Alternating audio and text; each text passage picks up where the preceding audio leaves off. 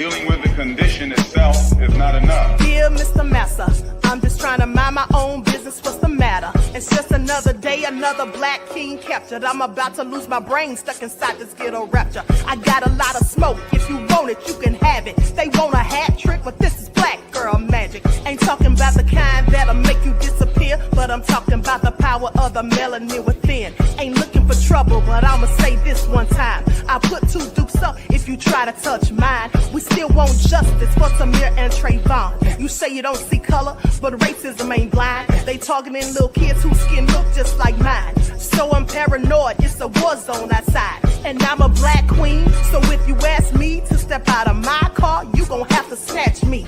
Cause I ain't going no damn well. Had to spend my whole life living unfair. Ancestors got my back and they right here. You can never understand, it's a nightmare. Living in my black shoes by the black rules. You can keep your handshake, I don't dap coons. The white man that go nuts if he cash you. But you all on his side like a damn fool. Make it make sense. We are oppressed. Queen. We are exploited. We are downtrodden. Make it make We are sense. denied not only civil rights, but even human rights. Ahmadiyyah. So the only way we're going to get some of this Ahmadiyyah. oppression and exploitation Queen. away from us or aside from us is come together Queens. against the common enemy. Who taught you to hate the texture of your Ahmadiyyah. hair? Who taught you to hate the color of your skin? Ahmadiyyah. Parents, pay attention to the books, the school system, even to your little children. Lies mixed with wisdom. His skin too bright, so he was blind to the prison. My skin just right, so I collide with division. You trying to pray to God, but we tired of religion. No savior saving, we got to save our savings. We used to pay miss, how we gon' make the slave rich? But who's to blame, and tell me why you complaining? We need a team effort just to rule the nation. Like a bad relationship, missing communication. We missing moderation. They trying to get a poison to my population. No reparations. I'm getting tired of Satan. We are oppressed. I'm Queen. getting tired of waiting. We are downtrodden. Queen. We are denied not only civil rights, but even human rights. Ahmadiyyah. So the only way we're going to get some of this Ahmadiyyah. oppression and exploitation. Queen.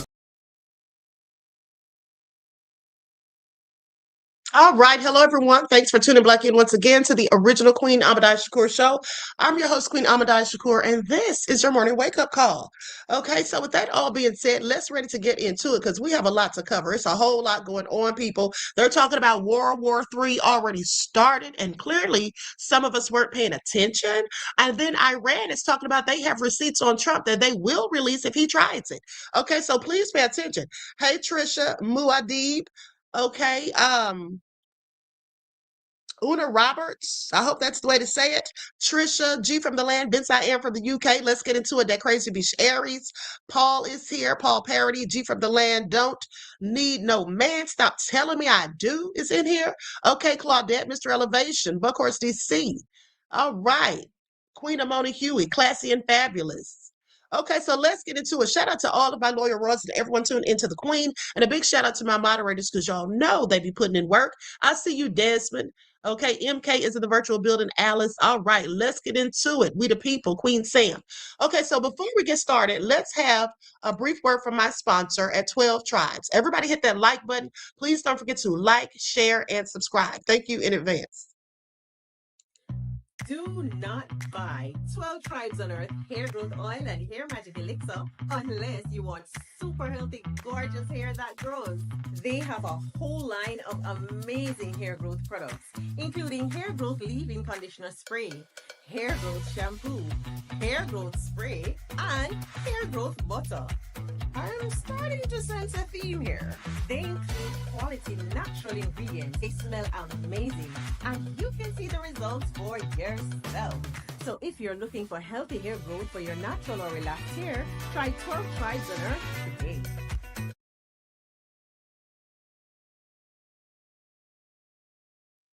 Okay, so don't forget you can purchase 12 Tribes hair oil at Etsy.com. Just look for Lisa Craft, and you can also find it at Walmart.com. Okay, so, and she sells beard oil as well. Okay, so let's get into it. Let's get into it. Now, first thing I want to address, let me go to my X account, because the first thing I want to address is how the Republicans, or should I call them the Republicans, let's talk about how they tried to stir up racial tensions, which, of course they do that all the time with their BS. But this is what I want y'all to see. Hold on. They tried to paint a narrative around Governor Gavin Newsom. So they posted this video of Governor Gavin Newsom speaking with the mayor of Atlanta.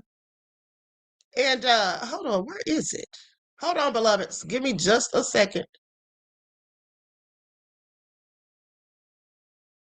I know I shared that.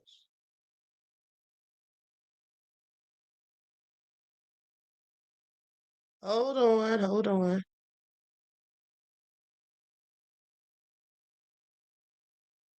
I have so many things I posted on here. I have to scroll carefully so I can see what is actually what. Okay, so anyway, I don't see it, unfortunately. But I thought I could have sworn I shared it. Now, here's the thing. So they posted this video and Elon Musk shared it. That's how I saw it. They posted this video of Governor Gavin Newsom on stage with Mayor Dickens from Atlanta. And basically, he was telling people in the audience that I'm just like you. He said, I scored a 960 on my SAT.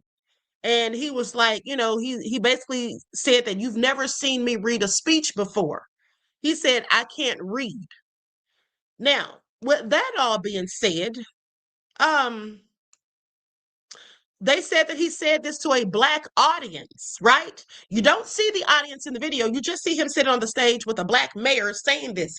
And so I thought that was interesting. So at first I was like so annoyed. I said, what is he trying to say? But then someone posted the actual full video. And when they panned the audience was full of white people. There was not a Black audience. It was an audience full of white people. Now, there may have been a few Black people sprinkled in, but everybody I saw in the first like 5 or 6 rows was white. So this is some of the things that they're trying to do. And they'll try to do little slick manipulative things to make us turn on the Democrats, I guess, because they're desperate. They know they're going to lose the midterms. And it's already been exposed and alleged that Trump is doing everything he can to cheat. And we already know that for ourselves. Okay? We all know that for ourselves. Okay, Buckhorse DC said he saw it. Una Roberts said, always doing that dirty stuff, them Republicans. Exactly. Okay, so now with that all being said, let me just show you all a couple of things on my X account that I posted, that I reposted. Okay, likes up, everyone, please like and share. And then we're going to get into the crux of this whole broadcast. Now, I want you to see how ignorant people are in 2026. This is a racist demon on a bus, and there's a Black man sitting not far away from them. And so they're sitting there playing monkey noises on their phone so that he can hear it. Okay. Now, the funny thing is, Black people don't have the rhesus monkey gene, and nor do we have the Neanderthal DNA. So I find it all interesting, okay, to say the least.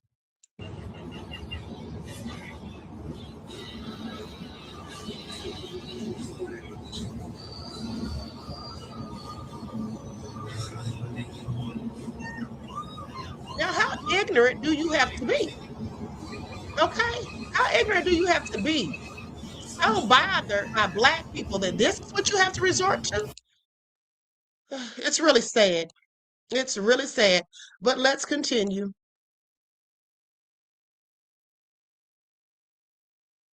Let me see what this. Now, listen to this sick stuff right here. This man was caught on the side of the road having relations with a dead deer. Start tonight in Muhlenberg County, where an Owensboro man is charged with sexual crimes against animals. We want to warn you, the details of this story are disturbing. Central City Police say a 911 caller reported seeing a man having sexual activity with a dead deer on the side of the road. They say it happened on Philip Stone Way Saturday. Officers say they found Alan Osborne when they arrived. He still had his pants down.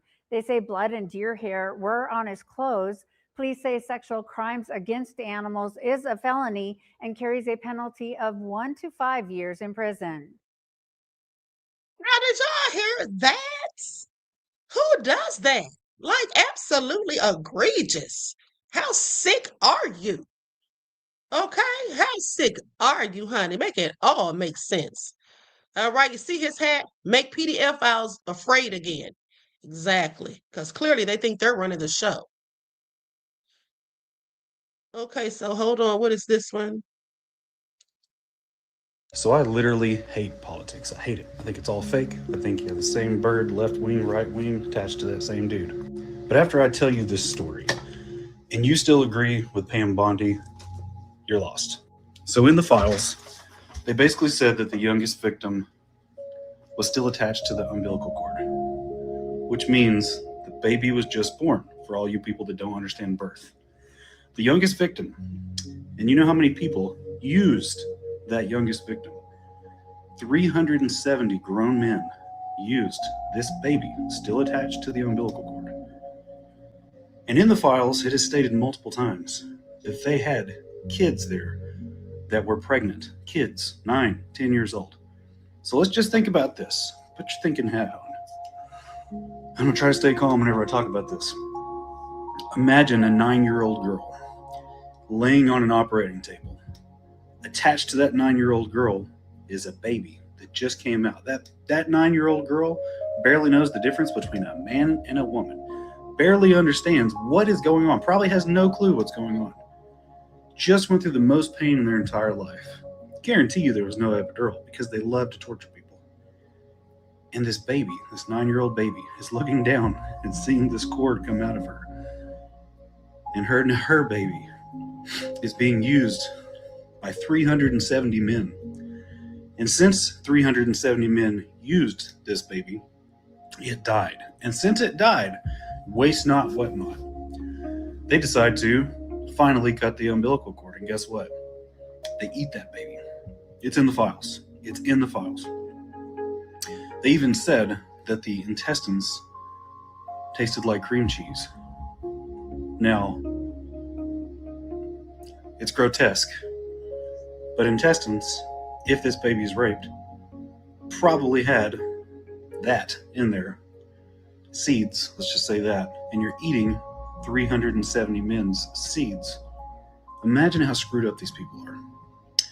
So if you don't think that every one of these people ought to be, I don't care who they are, I don't care if they're your dad, you don't think they deserve it, you are inhuman and you deserve that. Change my mind. I'm blown away.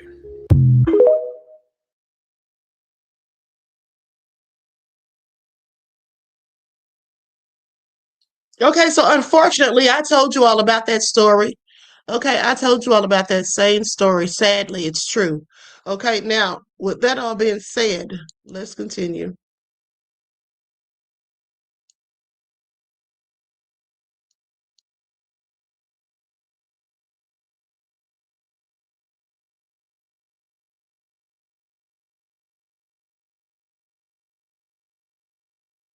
Oh, Iran is gangsta.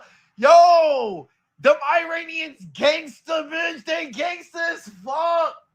Why Iran said, breaking fucking news. Why Iran said if Trump attacked Iran, they got hackers that got videos of DTJ having with minors.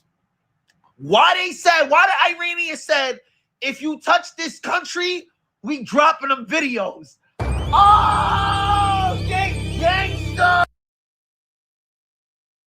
How many of you heard that thus far? Once in the chat if you all heard that.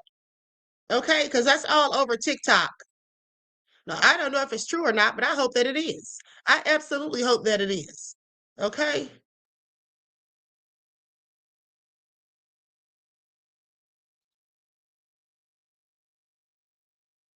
This is a black woman who was killed by some Caucasian man. Now listen to this.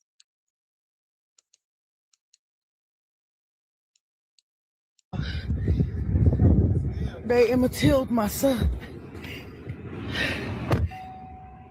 Grab the face, you on his stomach, both hands behind his back. He's not. Oh my God! Oh man! They shot him in the back of the head, and while they had his head, tied behind while they were all holding both his hands. They shot him in his hands. And that's only two of the shots.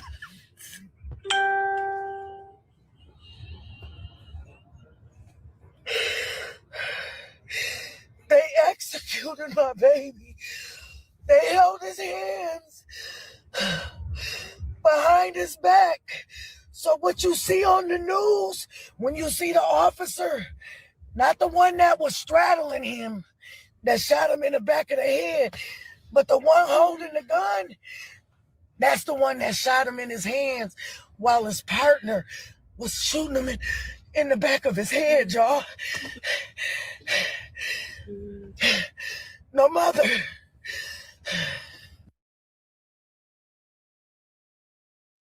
That is so absolutely sad.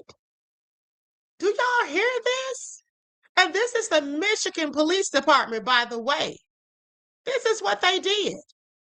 Absolutely evil and wicked. But you know, this is something that they do on a regular basis to Black people.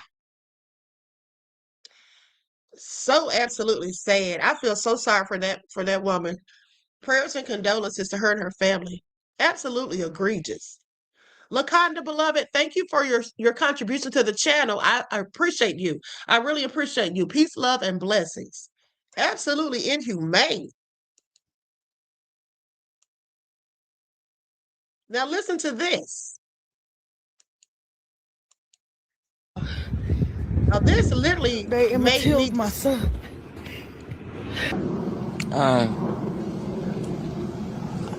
I know, it was just like a normal day at school.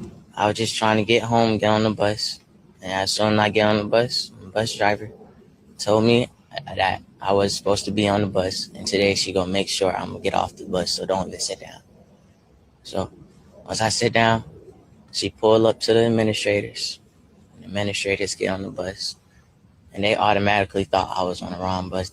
When she told them my name, they got on the bus and just told me to get off the bus. At first I refused. And then when I was refusing, they said if I don't get off the bus, all the students have to get off the bus. So once all the students got up off the bus, I got off the bus with the students.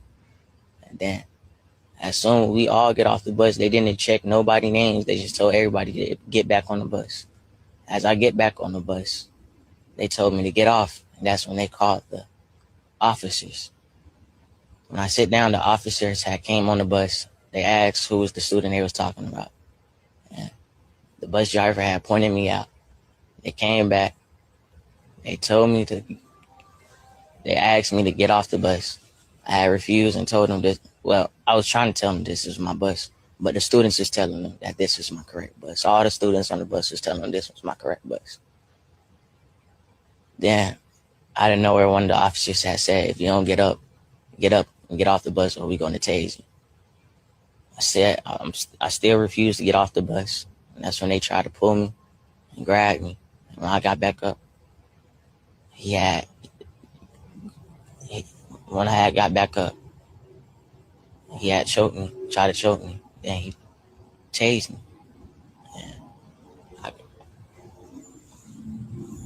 And when he tased me, I got up. I was still, I don't know, my adrenaline was just rushing. And I just know that he tried to tase me again while I was getting off the bus. I jumped off the bus. And when I was off the bus, they put me in some handcuffs. And the officer who tased me had started slapping me while my hands was in the handcuffs. He was slapping me, then he tried to tase me again while my hands was in the handcuffs. That's when the administrators came back outside and tried to break it up. But he was already in the midst of slapping me. And when they broke it up, he was still running towards me. He was still trying to attack me while my hands was in handcuffs.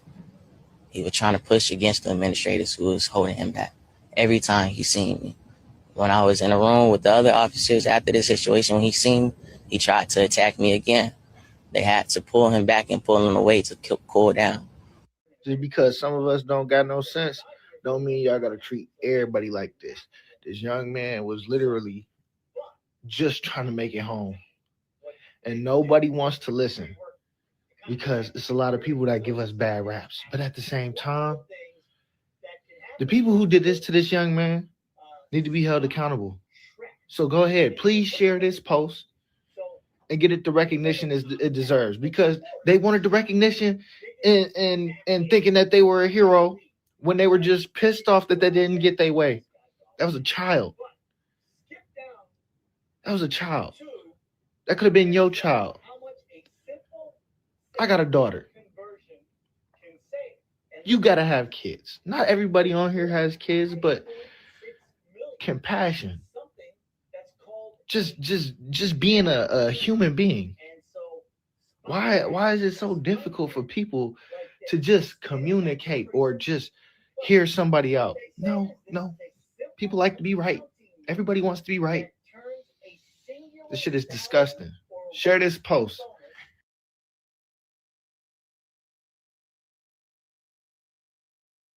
And so, to my Black people, this is why I have been promoting for years the homeschooling of your children. Okay, I told you all, I homeschool my youngest son. I started him in homeschooling in the ninth grade.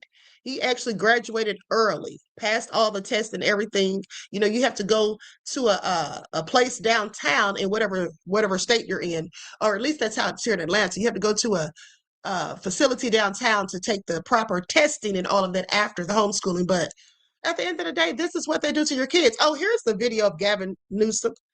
I knew I had it. Hold on. And somebody said, I forget who it was, said they still don't trust Gavin Newsom. Listen, I don't trust him either.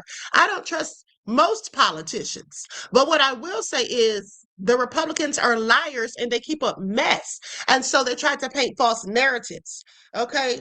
And maybe the Democrats do too, but I always catch the Republicans doing it. So that's why I'm going to call them out. So Republicans are out with their newest bit of fake outrage, this time over Gavin Newsom. Spoiler alert, they're lying. Let's look at what Gavin said. I'm like you. I'm no better than you. You know, I'm a 960 SAT guy. Yeah. And I'm not trying to offend anyone, trying to act all there if you got nine. But literally a 960 SAT guy. Now, did you hear the word black anywhere in there? I didn't hear the word black. Now let's look at the crowd. Looks like a lot of non-black faces in the crowd to me. What about the line to get in there? Seems pretty diverse, if you ask me. So he didn't say that to a black crowd. It's almost like he brought that up because he was talking about average SAT scores in America, which is exactly what he did when he was talking to 960 SAT. I asked you about your SAT. It's almost like they made up a fake race-baiting controversy out of thin air, which is pretty typical for these race hustlers. It's because they're too low IQ to talk about the economy they broke, and they need a distraction. So Republicans are... Okay, that's exactly what it is, and they want to try to win midterms. Like I said, trying to do everything they can.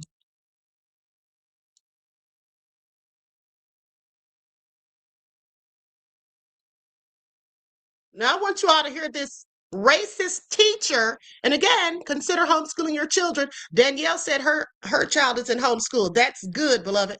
Now, listen to this teacher, this white teacher, talking about black students, and she doesn't realize that everyone on the Zoom can hear her. Stupid self.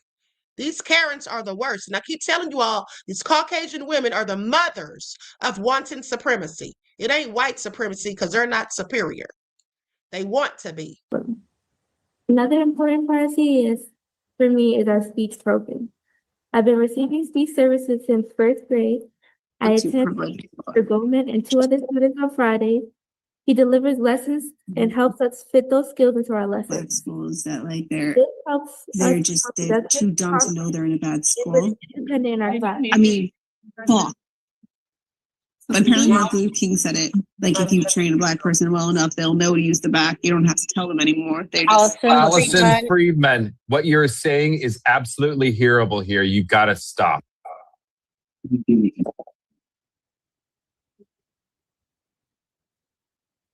Look at the other white people putting their hands over their mouths in shock and awe. They probably all Go talk ahead. I'm like sorry, that. sweetie. Go ahead, baby. They probably all talk like that. She just got caught doing it with her stupid self. And while that little black child was speaking, and so the child heard it as well. Okay, 8th grader. Now let's look at this freak here. These are the main predators. Range from lewd or lascivious molestation with a victim aged 12 to 15 to transmission of child pornography by electronic device. Let me mute this for a second because there's music playing.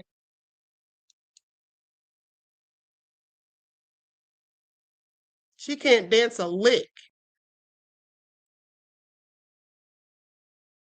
What is that? The jogging man? Because it ain't the running man. Range from lewd or lascivious molestation with a victim aged 12 to 15 to transmission of child pornography. Hold on. How did I get back here?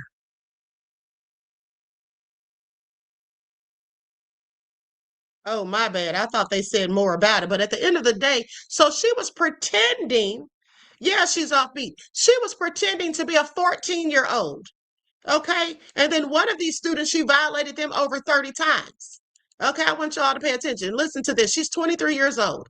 Okay, so a 23-year-old woman pretended to be a 14-year-old homeschooling student on Snapchat to have sexual encounters with multiple boys aged 12 years old to 15, reportedly abusing one victim over 30 times. She's been arrested again after 4 additional children came forward with allegations. What a nasty freak. Okay, what a nasty freak. And look at these clowns right here. These MAGA idiots. This is good for them. F around and find out. New Jersey MAGA couple Sandra and Lateef, both 3-time Trump voters, were shocked when Lateef was detained by ICE, saying, "I thought they focused on criminals." This is what Sandra said. Lateef, originally from Morocco, now spends months in detention, faces legal fees of $50,000, and isn't able to work. When asked what she would say to Trump, she says, "You said you were going after the worst of the worst, but instead you ruined our lives." Didn't I tell you all that's what ICE was going to do? Did I not tell you all that? Okay, now listen to this. This whistleblower, ICE whistleblower. I want you all to pay attention how they have been trained to violate people's rights. They have been trained to violate people's rights and probably to kill, okay, in my opinion.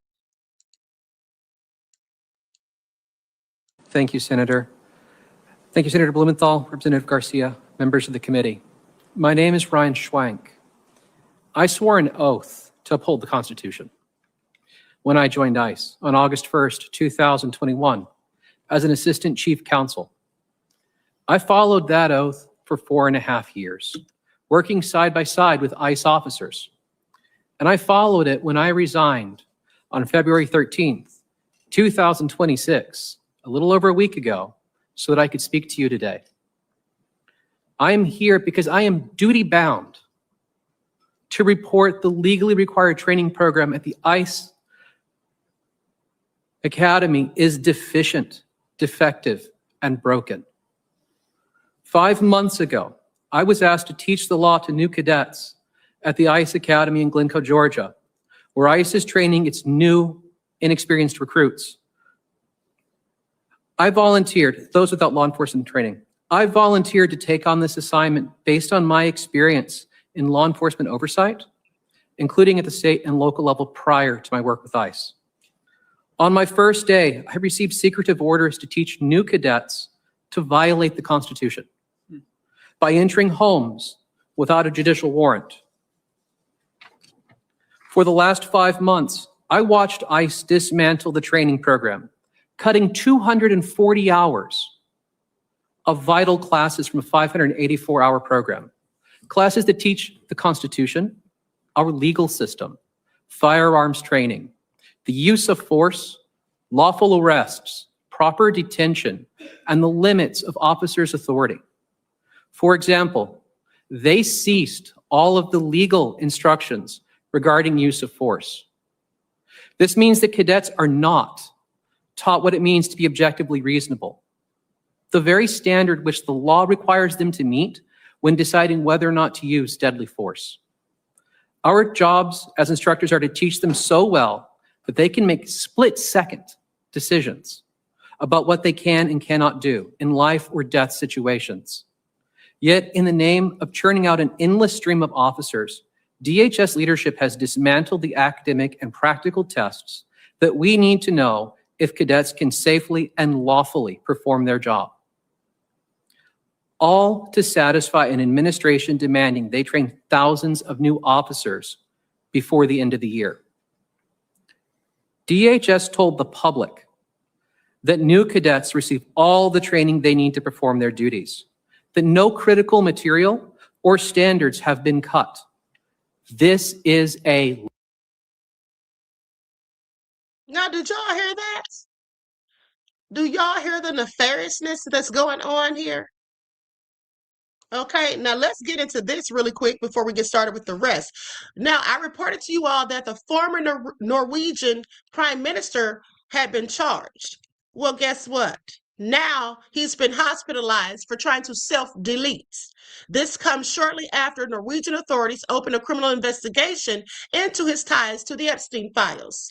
Okay, so now he wants to take the coward's way out and delete himself. No, sir, you're going to get what's coming to you.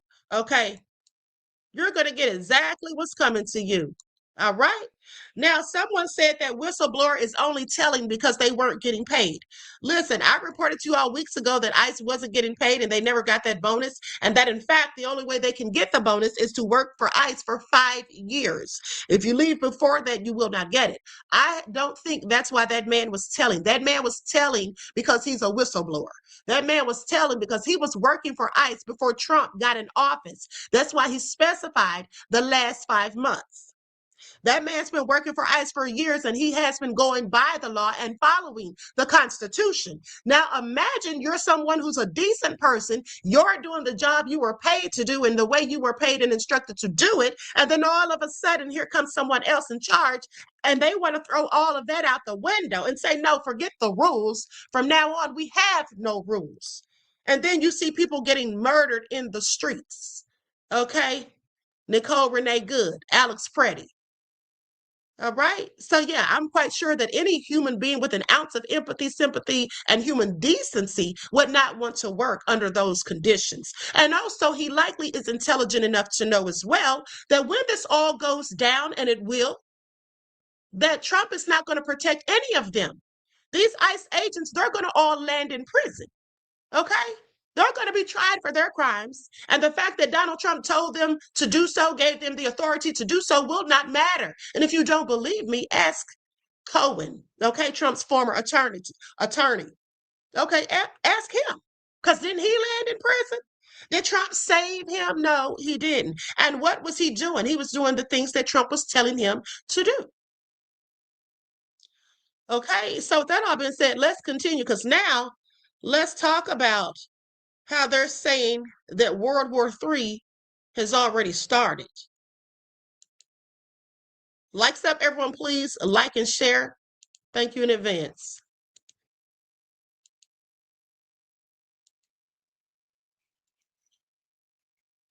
Hold on, I'm going to share my screen.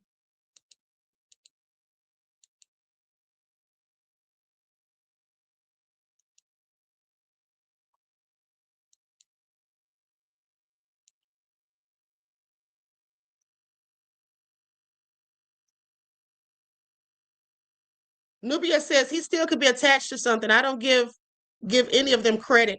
I don't put anything past any of them right now. They're all attached to something sinister. Well, they're not all attached to something sinister. And just as we don't want them to paint all of us with the same brush, we should not do the same. Because here's the thing.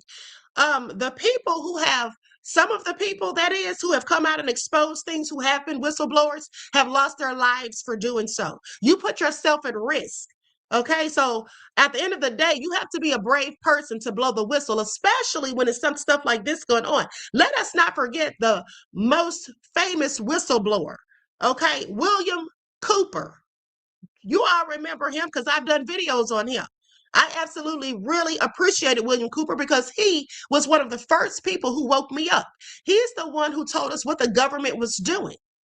Okay, he's the one that told us the nefarious things that they were plotting and planning because he was former naval intelligence and they murdered him because of it. So I'm not going to sit here and say that I'm not going to give any of them credit because some people deserve credit. What about the people who marched with our ancestors and Dr. King and all of them for civil rights who lost their lives? They had no dog in the fight.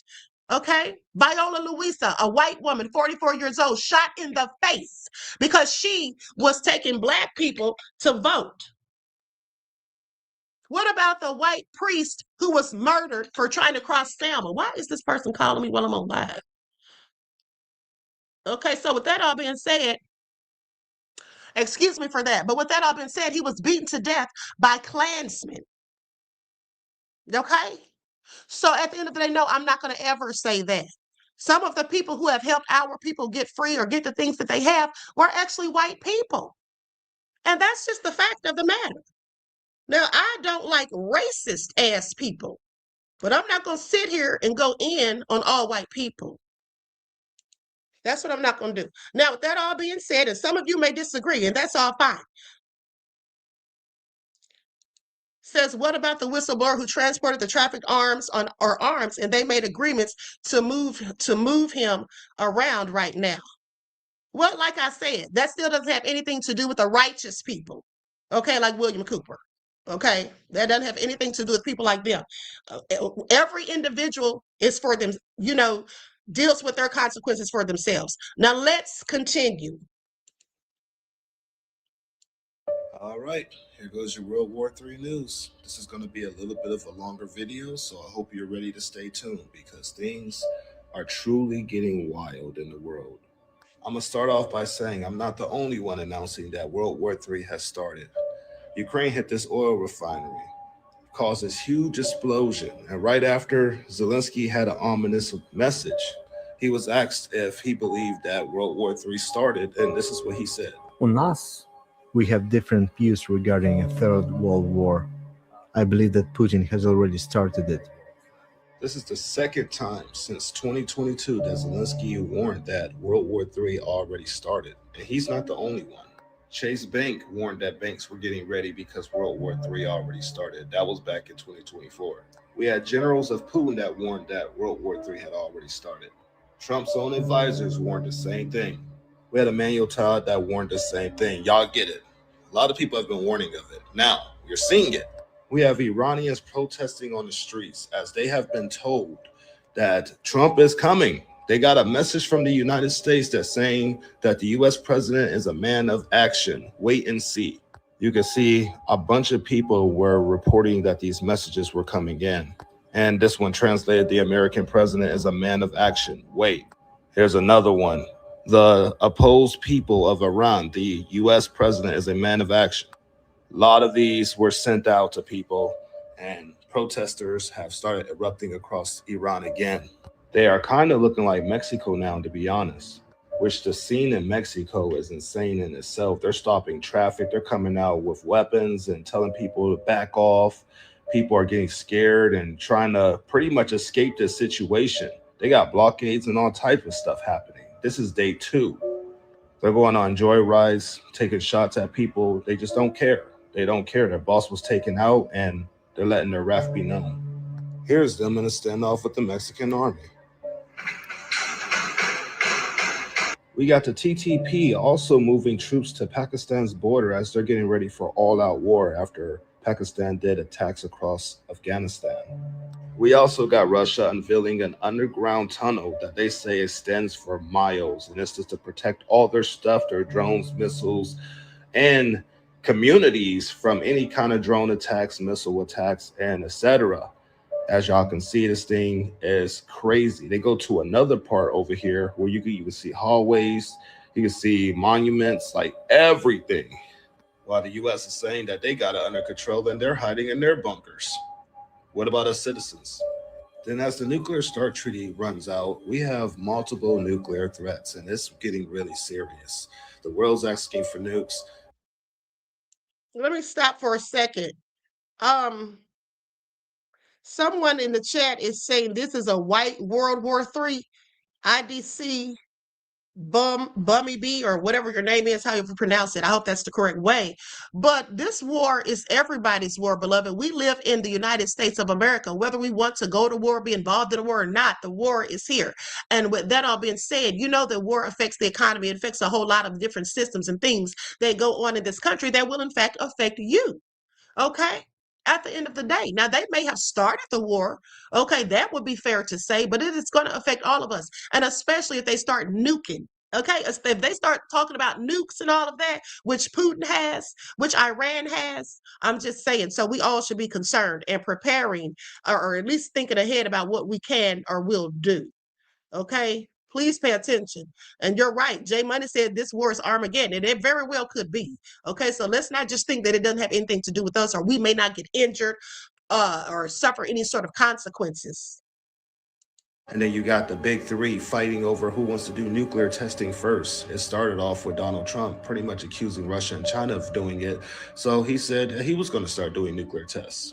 Because of other countries' testing programs, I've instructed the Department of War to start testing our nuclear weapons on an equal basis.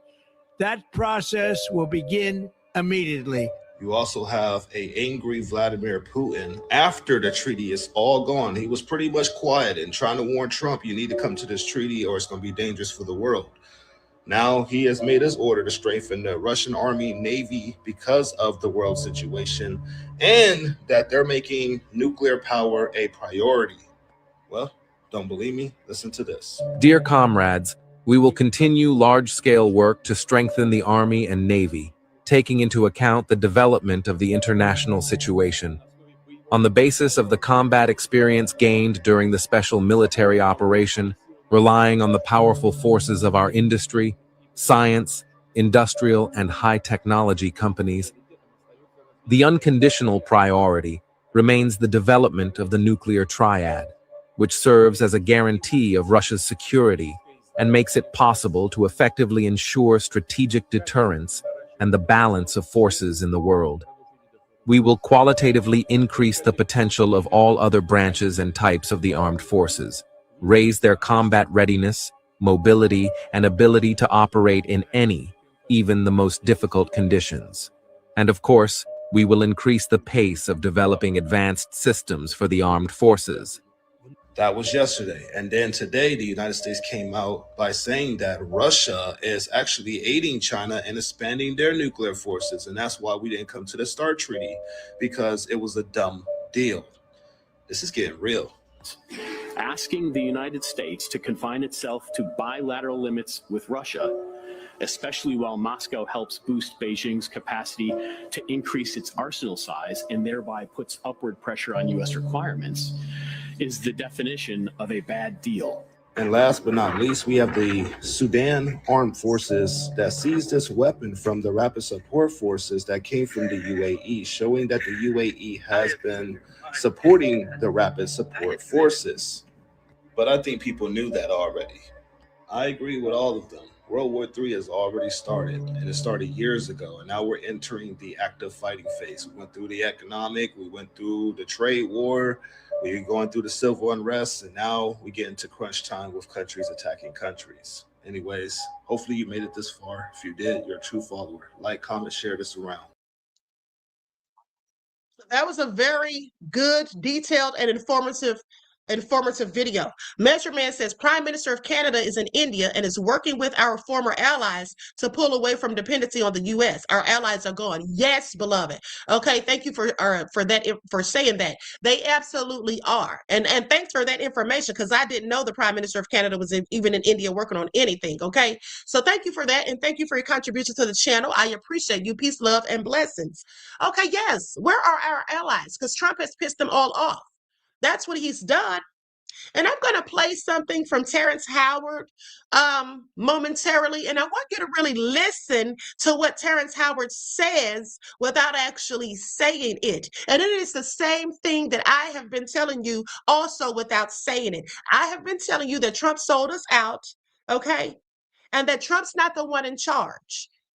There's other entities in charge of the United States. I've been telling you all this. And Terrence Howard is going to say that, but without actually saying it. Okay. So now with that all being said, let's continue. Likes up, everyone, please like and share. And the reason you have to say these things without actually saying it is because, you know, you're not allowed to talk about certain folks from a certain country. Okay. Let's continue. World War III has already started, according to Volodymyr Zelensky in an interview given to the BBC today. Zelensky said that Putin has already started it, and that what or when will we ever stop him? And he's going to try to take as much land as he can for the purposes of changing everybody's way of life. Now, in the interview, they asked, well, can you give up some of the territory that you have that he's taken if it results in a ceasefire? And Zelensky said, no, that would be abandoning our people who currently live in those territories. Not only that, it would embolden Putin to regroup, recover, and then in 3 to 5 years, just come try to take the rest of Ukraine. When Donald Trump was questioned about the most recent ceasefire talks, he said, and I quote, Ukraine better come to the table really fast. We all know that, or we all assume that Donald Trump is in the pocket of Vladimir Putin. And quite honestly, there's a lot of things that can point to that. But either way, Donald Trump did promise to end this war within the first day of his presidency. And here we are over a year later with Ukrainians still being slaughtered by Russians for absolutely no reason at all. We have a president that has no backbone when it comes to standing up to authoritarians, because he is himself an authoritarian strongman who likes to look at other strongmen and idolize them, right? We also have a bunch of members of Congress on both sides of the aisle, especially the Republican side, but also on the Democratic side, that have no backbone, which is why I'm running for Congress in the 2nd District of Connecticut. Because unlike my current rep, who likes to think it's okay to sign resolutions that praise ICE and downplay it because it had an anti-Semitic bill or anti-Semitic wording attached to it, right? Unlike him, I wouldn't send that signal because I have a backbone and I know how to stand up.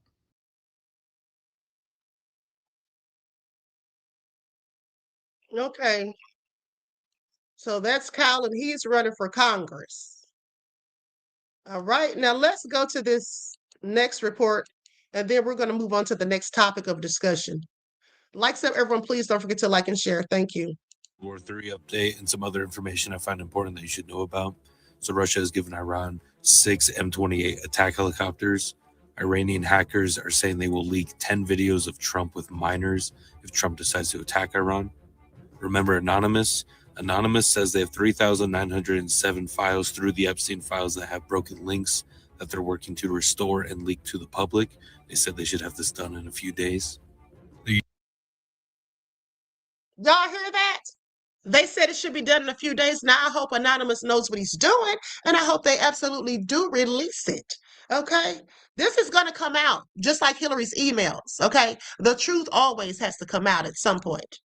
Ukraine-Russia conflict is now entering its 4th year on February 24, 2026. Ukraine has taken back 154 square miles near the southern front line. Ukrainian long-range drones have struck a Russian oil pumping station that's tied to the Druzhba pipeline. Russia has said that Britain and France are looking to arm Ukraine with a nuclear bomb soon. The Sudan civil war is still going on. It's been 2 years and 10 months. Sudan's neighboring country, Chad, has just closed its borders yesterday due to 5 casualties of civilians and police officers. The third round of indirect talks between Iran and the USA is scheduled for Thursday, February 26th. Hopefully they come to an agreement. This country is giving Hamas an ultimatum that if they don't disarm completely, they will start occupying Gaza. Elon Musk has confirmed that the Department of Defense and Grok will be implemented together for classified systems. That's a little interesting. Okay, so you all heard that? Absolutely egregious. Okay, absolutely egregious. At the end of the day, y'all better be getting ready for what's coming, because this is not a game and it is not a joke. Okay, it is not a game and it's not a joke. This is serious business. Now, with that all being said, let's go to what Terrence Howard had to say about this. I could literally listen to this man talk all day. His voice is so soothing and calm, and he's very intellectual.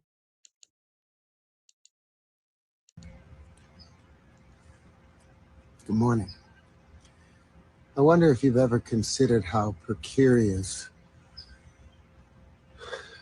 a position we've placed ourselves in this world right now. We have so many acts of aggression taking place against other nations, being pushed by our own nation, which seems to be under the control of another nation. I thought the position of the U.S. was to... Now, did you all catch what he just said? That the U.S. appears to be under the rule of another nation? Did y'all hear that? Let me rewind it back. I thought the position of the U.S. was to seek peace. We have so many acts of aggression taking place against other nations, being pushed by our own nation, which seems to be under the control of another nation. I thought the position of the U.S. was to seek peace and to make the world a peaceful place for democracy. It wasn't to impose our will upon other nations. We have to ask ourselves what it means to be Americans nowadays. What does that mean?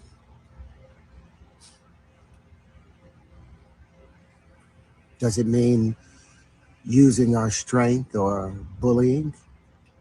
Or does it mean using diplomacy? Does it mean using kindness and understanding, for the benefit of all? Or does it mean take what we can because we are the strong ones? Because history has shown that the strong that takes walks like that, they fall. A lot of the people that I love are in this country. And the other people that I love are in the other countries. We need to pursue peace at all costs. For all conflicts taking place. And we have to come together as a world, as earthlings, and defend the weak. Because the stuff taking place in Gaza, that's taking place between brothers from many, many centuries ago. Abraham had 2 sons. The first one was Ishmael from Hagar. The second one was Isaac.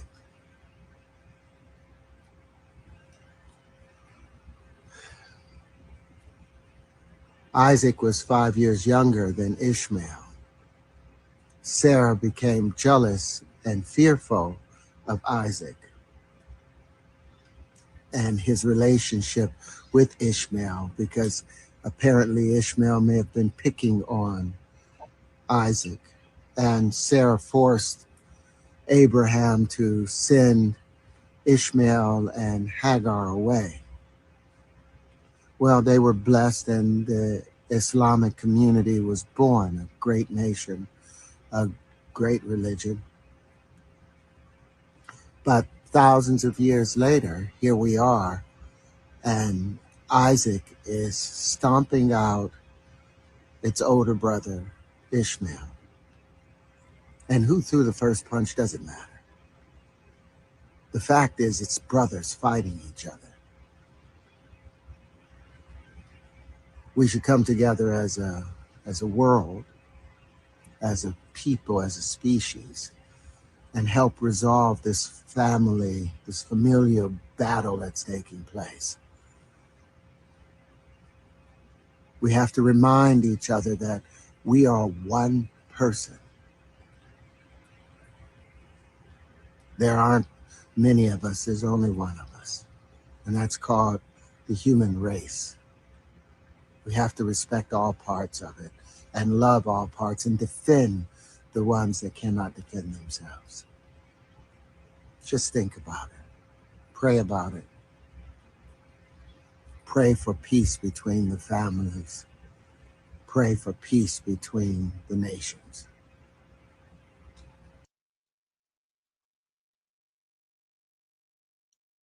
All right, it was no lies detected.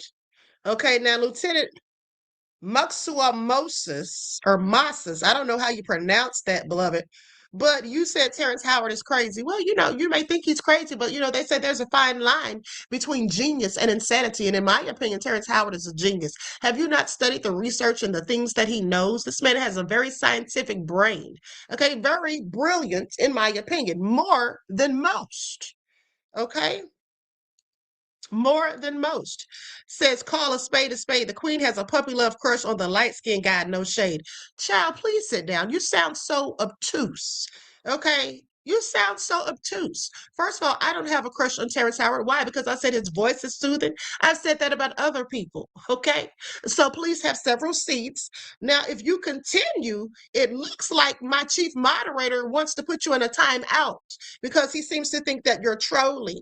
Okay, so please sit down somewhere and entertain the conversation with facts and knowledge and something that contributes to this discussion, not something that seems to distract. Okay, beloved? The queen doesn't have a crush on Terrence Howard, but the queen did have one on Omarion. Okay? Okay, so please have several seats. Omarion looks like Black Jesus. Okay? Shall I continue? Shall I continue talking about, okay, queen, don't get all defensive? Honey, I'm not defensive. I'm just telling you the facts. Okay, because there's no shame in my game. If I have a crush on someone, I absolutely will tell you, beloved. Okay, you can't tell me, okay, about me, because only I know myself. Now, with that all being said, let us continue. Let's go to this report about the nefarious Mexican cartel.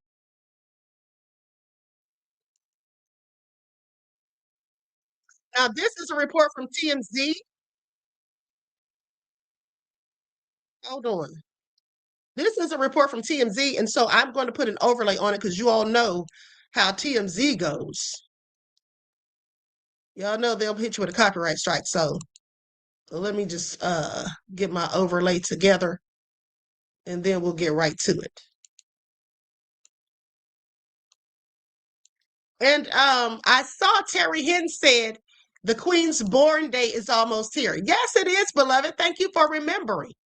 It is February the 27th. Mexico is dead, and now an entire resort city is burning. Over the weekend, Mexican army forces with assistance from United States intelligence took out Nemesio Oseguera Cervantes, also known as El Mencho. He was reportedly the head of the Jalisco New Generation Cartel, or CJNG for short. Now, the 59-year-old Cervantes was wounded in a military operation in Tapalpa, Jalisco, and died while being flown to Mexico City. But it didn't end there. Jalisco Governor Pablo Lemus Navarro confirmed on X that federal forces had carried out an operation in that area, which apparently triggered the retaliation from the cartel. Within hours of El Mencho's death, chaos erupted across Puerto Vallarta, Guadalajara, and Veracruz. Buses, churches, and entire city blocks were set on fire.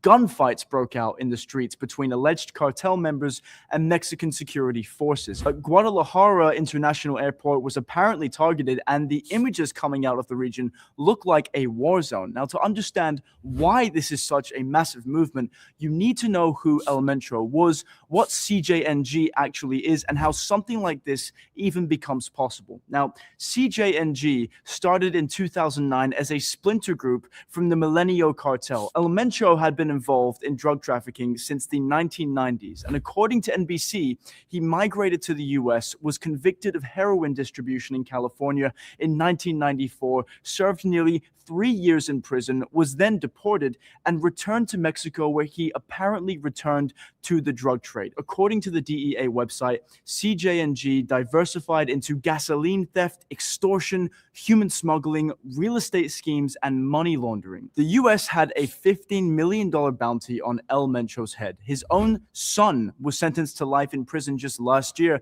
and yet the organization kept growing because the machine was so much bigger than just one person, which is exactly why what happened this weekend is so dangerous and complicated. Yes, El Mencho is dead, and that's big news, but killing a cartel leader doesn't immediately dismantle the cartel. It creates a power vacuum and can lead to outbreaks of violence, especially among the smaller cartels operating under the CJNG umbrella. And right now, thousands of tourists in Puerto Vallarta are stuck in the middle of that chaos. The U.S. State Department issued a shelter-in-place advisory for American citizens in the affected areas, and on social media, terrified tourists started posting from inside their hotels and at the airport. Roll the clips. Yes. There's another one that went off over there recently, and you can see all the smoke trailing.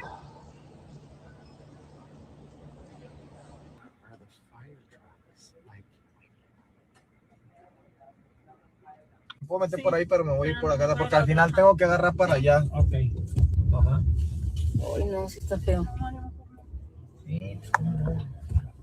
This is an ongoing situation. The Mexican government and U.S. authorities are monitoring it closely. We'll keep you updated as the story develops. But in other news, the Supreme Court just made a decision that could lower the prices of goods, handing Trump one of his biggest legal defeats of his current administration.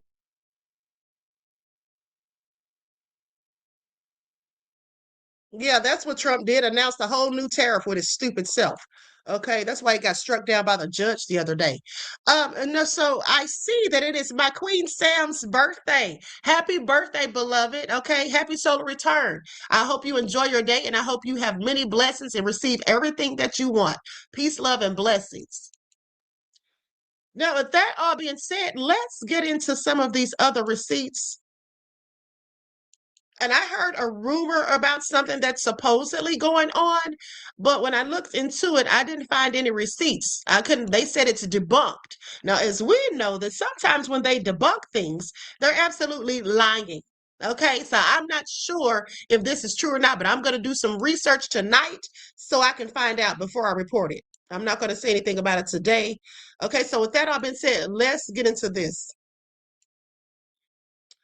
So I'm going to share my screen. And also, I want to tell you all something too before I forget. Bill Masalis from the Midas Touch, he basically said something that I thought made a whole lot of sense. He said, when we look at the video of Cash Patel partying like he's a frat boy and all that stuff, drinking beer and all that, turning up, and at the taxpayers' dime, how he was taking private jets and all of that with his girlfriend on dates and all that, or whatever. He said that, in his opinion, the reason they're doing these things, or Cash Patel feels comfortable doing these things, is because what can Trump do about it?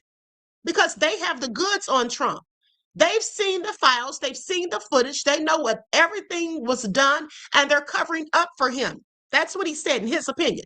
He said he feels like they're covering up for him, of course. And so with that all being said, they have the goods on it. They can hold things over his head, because what can he do to them? So when you think about that, that's absolutely true. That is absolutely true, because I bet you what Trump won't do is go to war with Iran now that they said they have those receipts. Now that they said the hackers have gotten the receipts. He'll probably change up his talking points in the next couple of days. Okay, please pay attention, because we all know he doesn't want that to get out. Okay, I'm so sure. Now, with that all been said, let's go to this clip or this receipt. So lawyers for imprisoned British socialite Ghislaine Maxwell are fighting the requested release of 90,000 pages related to disgraced financier Jeffrey Epstein and Maxwell, saying a law used to force the public release of millions of documents is unconstitutional. Well, Ghislaine Maxwell, why the hell do you care? You're already in prison. You're already in prison. You know why she would be upset by this, in my opinion? It's because then she loses leverage. Okay, she has leverage on Trump too. Think about it. Todd Blanche went to visit her, had that interview for hours, and then all of a sudden she's sent to Club Fed, and now she's getting to have a support dog. Now she's allegedly getting special food. And all of this, a whole trafficker, a witch who was the head of it. Okay, they said she was doing more than Epstein was. Because think about it, she's the one who was going out there luring those young girls under the guise that she's trying to help them get modeling jobs and just different things. She was the one who went out there and procured that they had people to abuse and to prey upon. But she thinks that she needs to be out of prison. Yes, so sister, she wants to get out. With that all being said, you know, she has information on Trump, and we all know it, and that's why he did what he did. Okay? That's why he did what he did, by giving her all of these little benefits. But now if they release all of this stuff, that's more dirt on her. And then also, she doesn't have the leverage, because now what are you going to hold over his head when we've already seen it? Okay, please pay attention. These people are so darn devilish. Okay, they are nothing but wicked demons and devils. And then she's also filed a petition of habeas corpus, because what she's trying to allege is that the Epstein files actually exonerated her, because she says that it shows that there were no minors involved, said that she's seen the Epstein files. First of all, what is she talking about there were no minors involved? Is she insane or just delusional? So yeah, this is what she posted, or this is what she had filed. Okay. And that just basically means a writ of habeas corpus or petition for habeas corpus just means that she's being held without cause, or, unconstitutionally held. Okay, in the court's order dated December 22nd, 2025, the court ordered that by 17th of February, 2026, Maxwell must file on the docket of this case either an amended motion or a declaration setting a date not to exceed March 31st of 2026, by which she will do so. In compliance with that order, by this letter, I do declare that I require further time to file an amended petition for habeas corpus in light of the disclosure of 5.4 million documents by the U.S. government pursuant to the Epstein Transparency Act dated 2025. To date, I have not had access to any of this publicly disclosed material, as I am in a federal prison without internet and without a computer access to the material. The December 19, 2025 revelation that the government had millions and millions of documents that I have never seen and were not disclosed to me when I had the benefit of skilled criminal counsel has significantly changed my position, so that Your Honor understands that the review of this disclosure and the additional time required to undertake that exercise is of tremendous value and worthy of the additional time I requested. I highlight here just a few material pages of what I have discovered relying upon media reports. Okay, so she's seen some of the media reports. She hasn't actually seen the documents, supposedly, but she did say that that exonerated her. Girl, sit down somewhere. Okay. Now, with that all being said, let's continue, because let's talk about Epstein's hidden stash. You see, supposedly the DOJ doesn't have everything that Epstein had, because he supposedly hired people to hide things. Okay, let's talk about it. The documents the Telegraph unearthed show that Epstein instructed private detectives to move computers into another lockup after apparently being tipped off about a police raid on his home in the mid-2000s. Who do you think tipped him off? Okay, the people that were in on it, that work for law enforcement, likely. Private investigators were also asked to open a secret storage unit in New York on his behalf, while being paid tens of thousands of dollars for their work.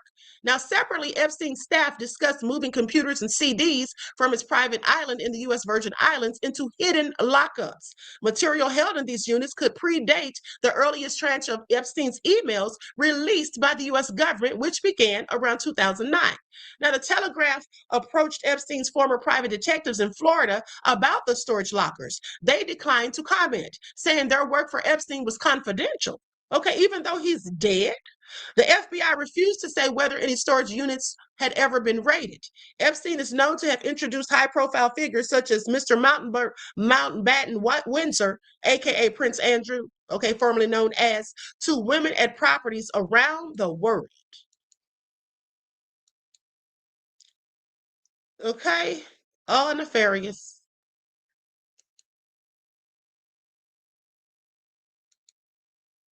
Nubia says, there's so much creepy shite with Epstein and all associated. Exactly. I absolutely agree.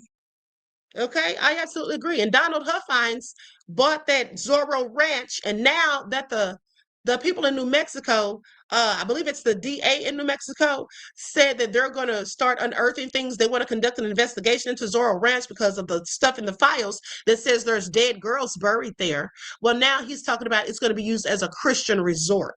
That's when he came out and said that. I reported that to you all a couple of days, but he said that in hindsight after it was said that they were going to start investigating that ranch. Okay, so please pay attention. Now, with that all being said, let's go to the next post.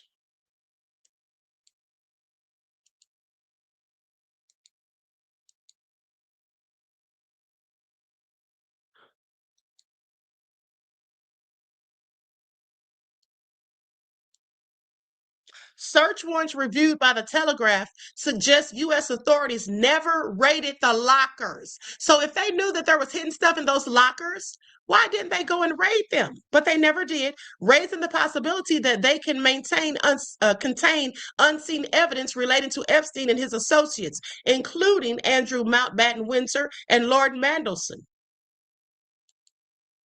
Y'all hear this? Okay, Reed Diary says this Epstein-ish gets wilder and wilder. Yes, it does, and more nefarious by the minute, beloved. Okay, and there's still some people that I want to research to see if they're in there. There's still some people I want to research to see if they're in there. And I'll probably do that sometime tonight. Okay, so let's continue.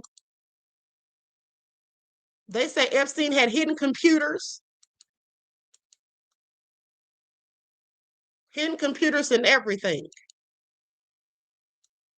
So Jeffrey Epstein hid computers and photographs from United States authorities in secret storage lockers across the country, the Telegraph can reveal. Documents uncovered by this newspaper show the PDF file paid private detectives to remove equipment from his Florida home in an apparent attempt to prevent investigators from finding it.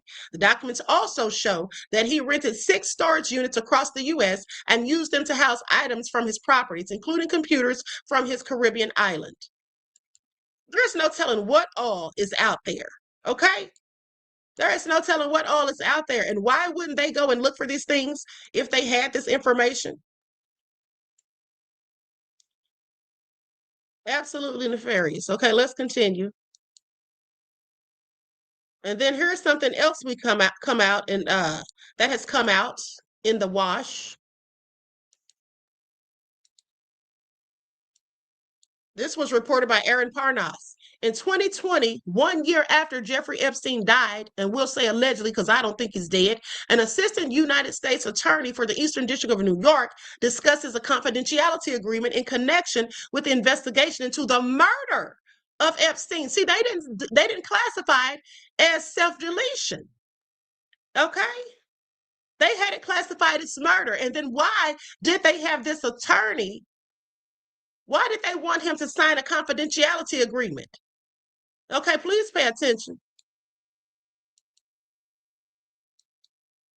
Please pay attention. Now, they talk about murder, but at the end of the day, see, here's how you know it's something shady in the mix, because they talk about murder, and then there's also another report that I saw yesterday where they said not only did they report that he was murdered initially, but they had a report come out the day before he died saying that he was dead.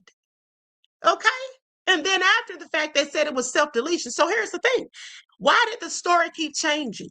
Why was it reported before it even happened? Because that man is not even dead, in my opinion. He's over there in Israel somewhere. That's just what I think. Okay? That is just what I think. I don't think that man is dead. So with that all being said, everyone hit that like button. Thank you in advance. Now I have some footage I want you all to see.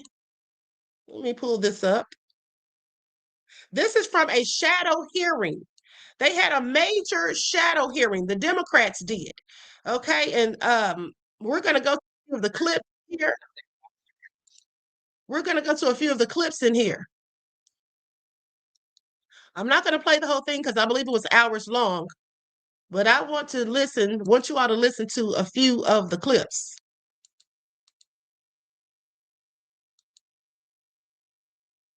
Okay, let me go to my timestamps. We're going to start at the 22-minute mark.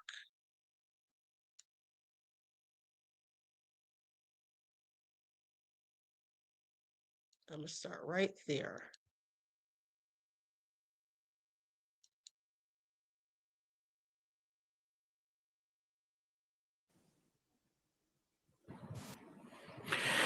Thank you, Ranking Member Blumenthal and Ranking Member Garcia, and distinguished members of Congress. My name is Luke Ganger, and I'm here with my brother Brent. Renee Good is our sister.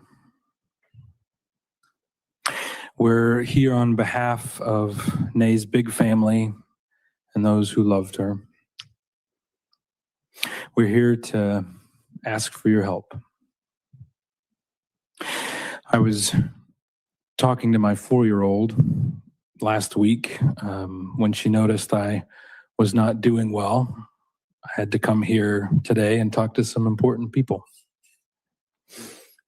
She knows that her aunt died and that somebody caused it to happen. She told me that there are no bad people and that everyone makes mistakes. She has Nay's spirit. The deep distress our family feels because of Nay's loss is in such a violent and unnecessary way is complicated by feelings of disbelief, distress, and desperation for change. In the last few weeks, our family took some consolation, thinking that perhaps Nay's death would bring about change in our country, and it has not.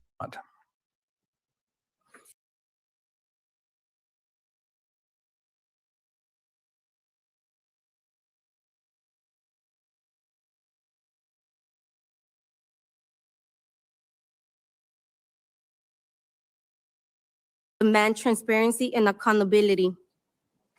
Seeing Charles Exum sit in federal courtroom and lie about what happened that day completely eroded all my trust in law enforcement. I know just because Exum is not telling the truth that I cannot hold that against all other law enforcement. But to be honest, I don't know if I will ever view law enforcement the same way again. As my attorney showed the court the disgusting text messages Exum sent to his fellow Border Patrol buddies, literally bragging about how many times he shot me. I got sick to my stomach, seeing how a federal law enforcement officer will talk this way about shooting me, a woman who he swore into. Was both eye-opening and heartbreaking. Thankfully, I survived Exum's attempted murder of me and was able to shine a light on his lies. But what about all the others who either did not survive or were not fortunate enough to have videos proving the agent's lies?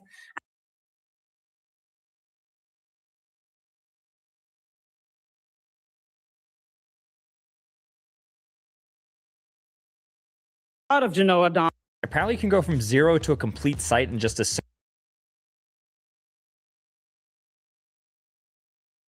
Black man killed by police during a traffic stop in 2021. I remembered Mr. Silverio Gonzalez, who was killed by ICE in his vehicle last year. An agent pulled a large combat knife in front of my face, which I thought was for cutting me, and later learned was used to cut off my seatbelt. Shooting pain went through my head, neck, and wrists when I hit the ground face first and people leaned on my back. I felt the pattern And I thought of Mr. George Floyd, who was killed 4 blocks away. I was carried face down through the street by my cuffed arms and legs while yelling that I had a brain injury and was disabled. I now cannot lift my arms normally. I was never asked for ID, never told I was under arrest, never read my rights, and never charged with a crime.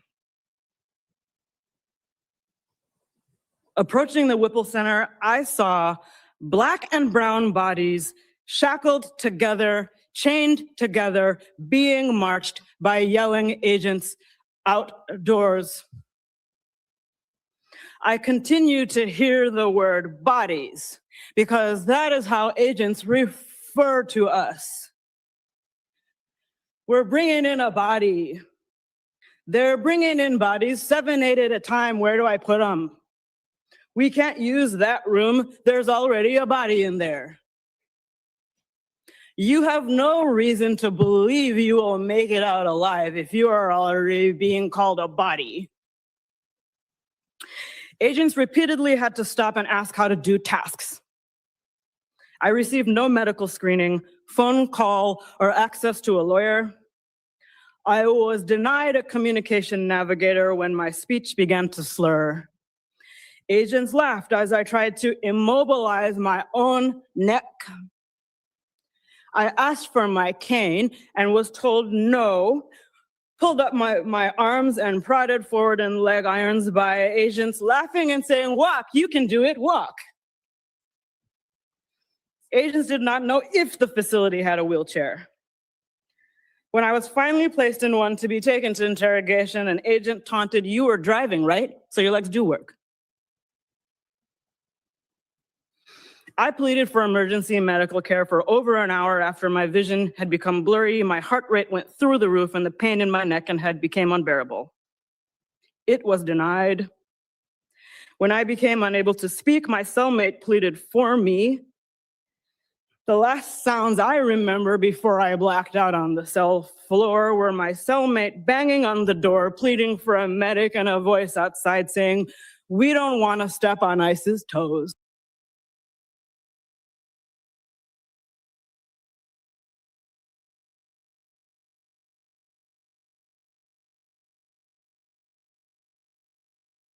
The stories are horrific, and I promise you that every single one of us, whether it's the House or the Senate, we will hold all of those that cause you harm accountable.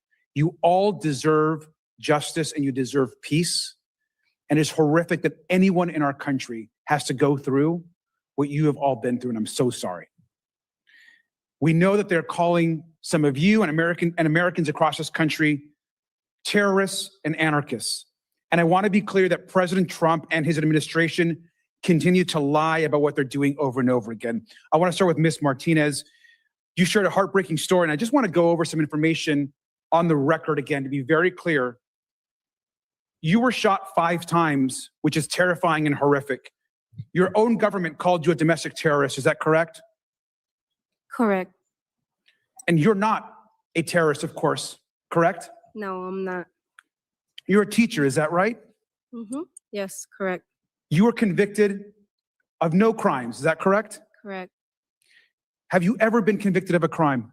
Never. Never been convicted of a crime. But the government kept calling you a domestic terrorist even after all the baseless criminal charges against you were dismissed, is that correct? Yes, correct. Would you agree that the government is trying to intimidate protesters and to encourage more violence? Yes. Is it true that in the body cam footage, the CBP officer told you to, and I'm so sorry for saying this, the officer told you to, quote, "do something, bitch," before he fired? Yes. It's disgusting, shameful.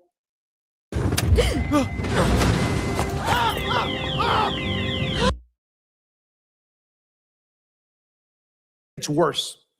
Ms. Martinez, these are images of texts sent by the agent who shot you. And they're actually disturbing to read, but I think it's important for the public to see this. The agent linked an article about your shooting and texted, "Read it. 5 shots, 7 holes." I fired 5 rounds and she had 7 holes. Put that in your book, boys.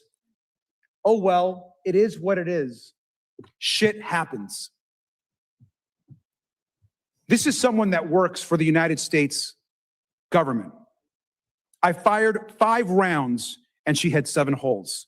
Now, he was talking about you, and it's our understanding that he was actually bragging about his aim shooting an unarmed American citizen. Is that right? Correct. I'm so sorry, Ms. Martinez. DHS has allowed the agent who shot you to remove evidence and to potentially destroy it. Is that correct? Correct. They're actively working to deny you justice to an American citizen who's been shot and almost murdered. I'm so sorry. I want to turn to Ms. Rahman very briefly. The government, and I'm sorry it's important that, of course, that those are watching can see this. I'm going to turn this for a minute. I'm going to turn over to Ms. Rahman. Thank you. The image above you just saw, Ms. Rahman, we've taken it down, of course. Ms. Rahman, you were literally just driving to a doctor in your own city. Is that correct? That's correct. You shared that when officers were yelling at you, that you thought about others who had been shot. Is that correct? Yes. You told officers that you were disabled. Is that correct? Yes, many times. You were still brutally arrested, denied medical care, and you lost consciousness in your cell. Is that correct? That is correct. Horrific, outrageous, and I'm so sorry that this happened to you. Now, you all should remember, because I showed you all the video of how they did her. They dragged that lady out of her vehicle. Okay? And she was constantly telling them that she was disabled, but they didn't give a darn. And I would encourage the American public to view the photos of what happened to Ms. Rahman, which are very hard to see. These agents are unleashing violence against people across our country. And I have one final picture as I close. I want to remind the American public of Stephen Miller. There's probably no single person in this government has done more damage and more harm to people across this country, immigrants and U.S. citizens, in the terror that is happening across this country than this man right here. And it's our job as a House, a Senate, and a united Congress to hold him responsible for the crimes that are happening to United States citizens. As a country, we have to do better. And with that, I yield back. Thank you very much. I want to express my apology as well.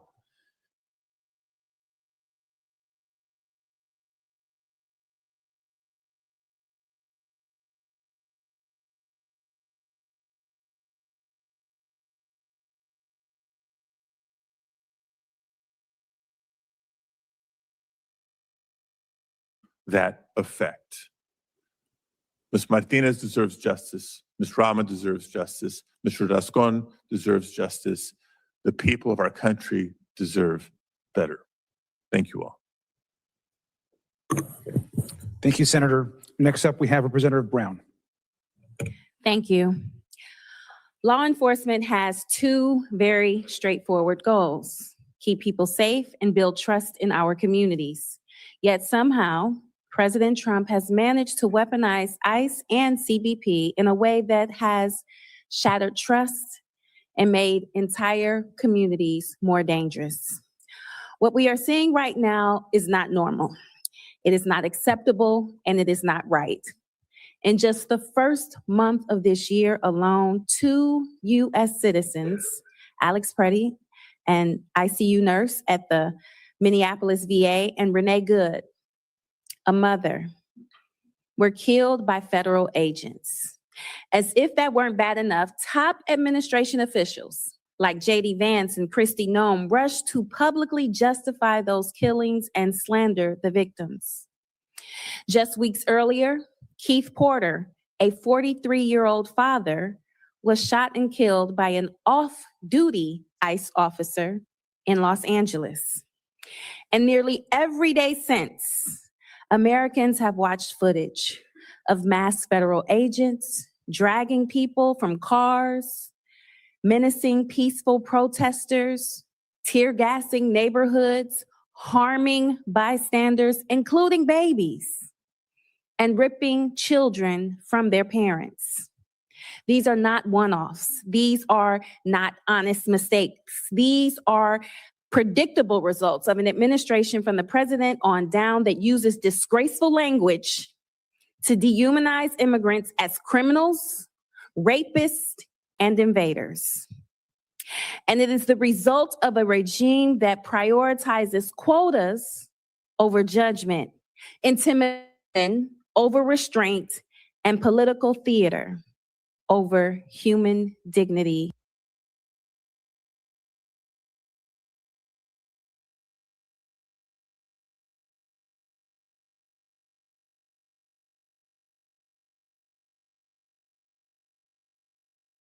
Constitution. They want to follow a single man. There are those that say that our democracy hangs in the balance. With every passing day, I feel as if we are slipping further and further into a full-on dictatorship.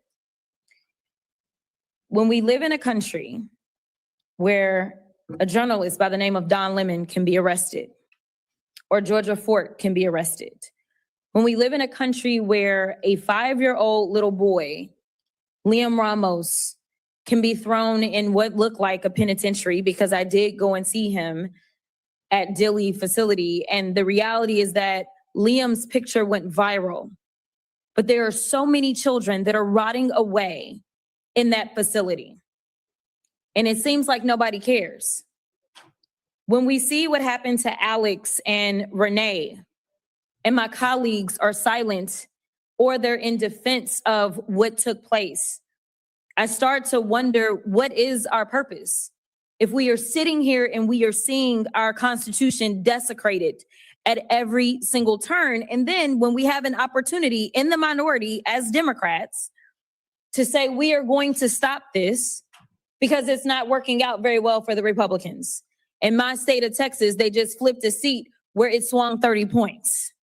It's not working well for the Republicans when the Republican governor in Texas decides to say, well, maybe we're a little off track. It's not working well for the Republicans when Donald Trump steps in and says, well, let me go ahead and give you a sacrificial lamb by the name of Bovino. It's not working well for them. So we are in the best position that we could be in, yet and still that package passed and we gave a 2-week pass for them to continue to negotiate. My question is, what are we negotiating for? What is it that we're trying to get? Because we know that they already will ignore the law. The First, the Fourth, the Fifth, and the 14th Amendments have all been thrown out of the window by this administration.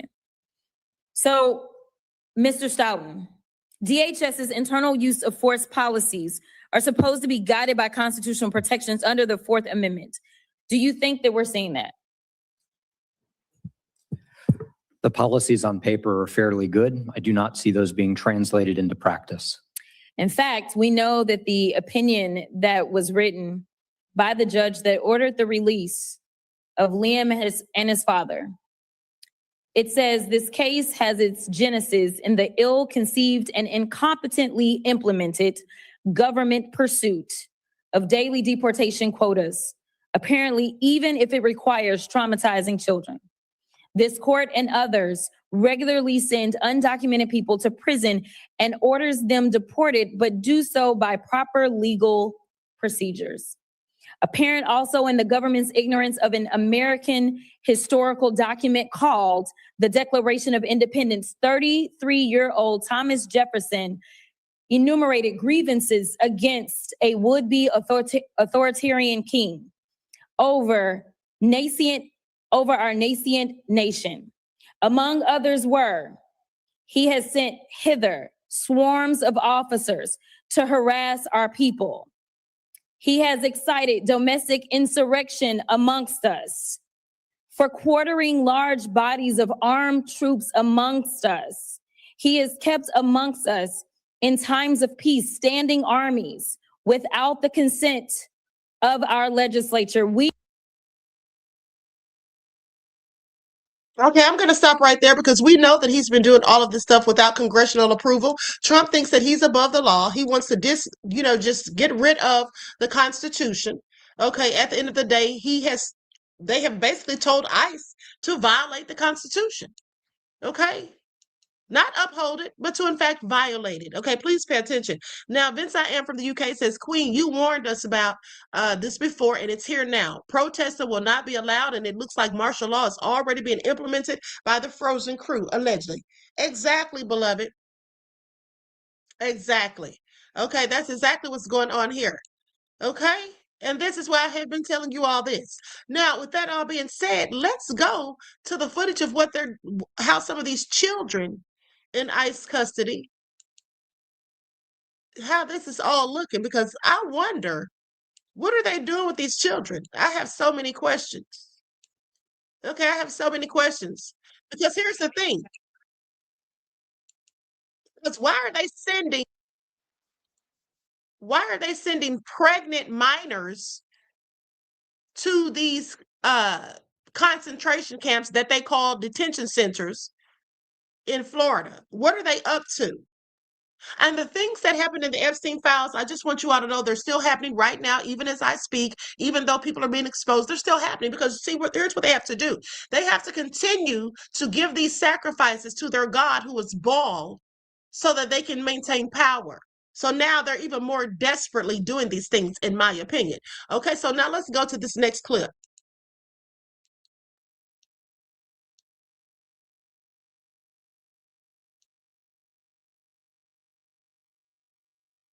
The Trump admin is sending pregnant unaccompanied minors captured by ICE to one detainment camp in South Texas. Some are as young as 13. Over a dozen pregnant minors have been brought to a single shelter in San Benito. Nearly all of the pregnancies are high risk, and at least half of the girls are pregnant as the result of.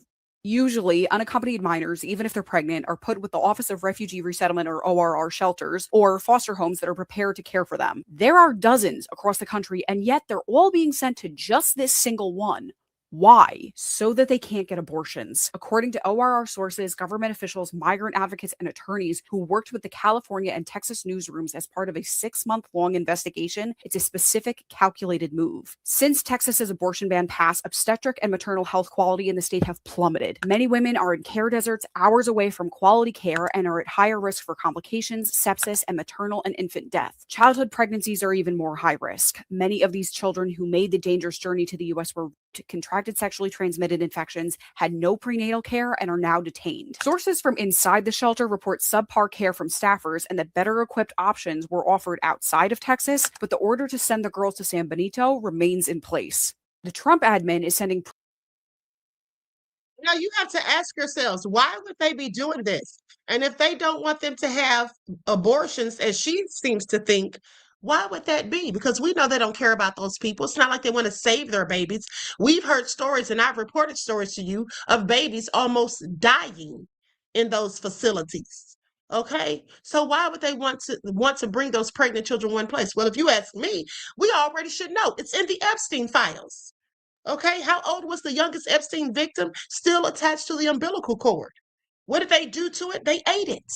Okay, I want y'all to pay attention. And let's not forget all of the missing migrant children unaccompanied by adults carried across the country in planes. They all went missing. Wasn't there reports of thousands of these children going missing? Okay, and that was during Biden's administration. Okay, and they're still going missing. Now, with that all being said, let's go to this next clip. Likes up, everyone, please. Don't forget to like and share. Thank you in advance. Hi. Hi, Habiba. So sorry. I just now hung up with I was talking to all of these other people there, Dilly, as well. Okay. Are you free now? Hola, Malia. Hola. Hola, Mayra. Hi, Gustavo. Hi, how are you? We have been here detained over 120 days. Here are a bunch of kids like mine. What grade were you in when you were? I was in 3rd grade. ¿Cuántos años tienes? 14. Yo tengo 9 años. And what do you miss about your school and your life in New York? I miss my cousins and uncles. What did you do with them? Help them cook. Oh, what were your favorite things to cook? Soup. What kind of soup? Chicken soup. I like chicken soup too. La verdad, no me siento bien porque siempre hay un oficial que está, o sea, como molestando porque siempre no puedo ir a ningún lado y si tengo que ir al baño no me dejan porque tengo que ir con mi mamá. Y para los que están acá adentro, que sobre todo los que están en este centro, que principalmente tengan paciencia, que sabemos que en cualquier momento tenemos que salir. It's not only about me, it's about my kid. They became family here 4 months all together, fighting for the same purpose. We're not going to give up.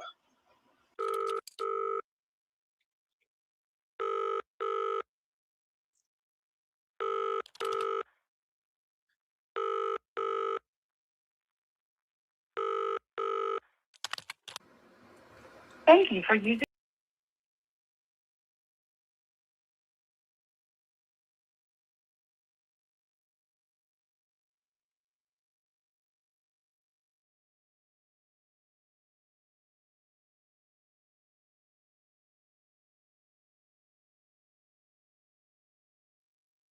Express the absolutely nightmarish situation the Trump administration is putting these children through. My name is Eric Lee. I'm an attorney. This is a depiction of a group of people behind bars, and they're saying, "Let us go." And the kids, they all have sad faces. And at the top, it says, "I am 5 years old." Here's one from the 9-year-old, which depicts the house to which she hopes to return one day. They gave them to me when I was visiting them at the Dilley Family Detention Center. The sites you see in there are unforgettable. There's been a lot of attention on Liam Ramos. He and his father are out, but there are a lot of other kids who are even younger than him being locked up by the United States government in a measles-infested facility. The conditions in the center are worse than anybody thinks. We are told by criminal defense attorneys that it's worse than the conditions individuals who have been convicted of serious crimes live in. The food often has worms and bugs and dirt in it. The water is putrid. They can't even mix baby formula with it sometimes because it smells so bad that the infants won't take it. The guards are dismissive, treat them poorly, like my clients. The mother and her 5 children, they have been detained in Dilley for 8 months. They are suffering from medical issues that they've been denied attention for. I was told when I was visiting them that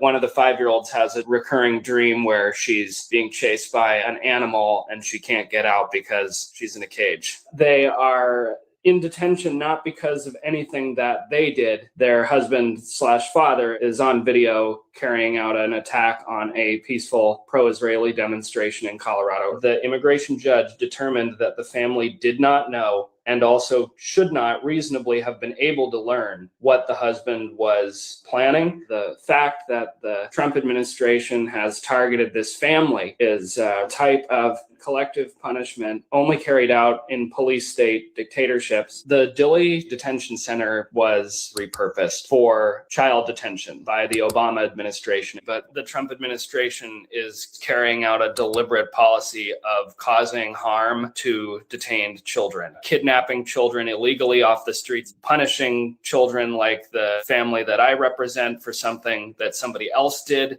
I was waiting to visit with this family and the guards rushed in and said, "Everybody out." And so I left, was walking back to my car and heard, it sounded like many hundreds of people, high-pitched child's voices saying, "Let us go, let us go." If these children are willing to risk everything by protesting, that should certainly be a motivator for everybody else. These are drawings.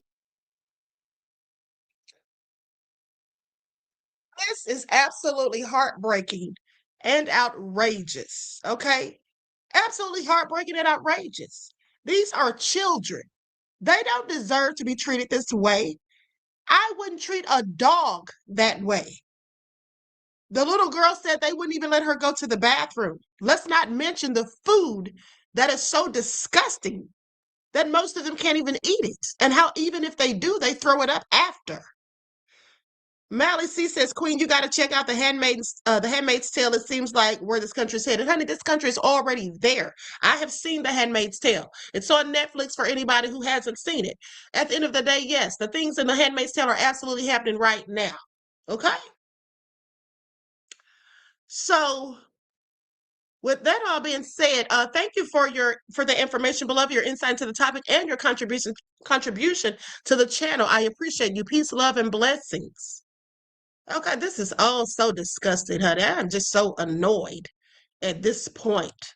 Like, this is really, it's just so crazy. And then you kind of feel like your hands are tied because they have, basically infiltrated all realms of governments. I mean, there's so many people involved in this nefarious, demonic, satanic worship, trafficking of children. These PDF files are all over the globe. They are having free reign to people's children. Imagine the fact that ICE can go and kidnap children without any sort of evidence, without informing the parents. This is absolute madness.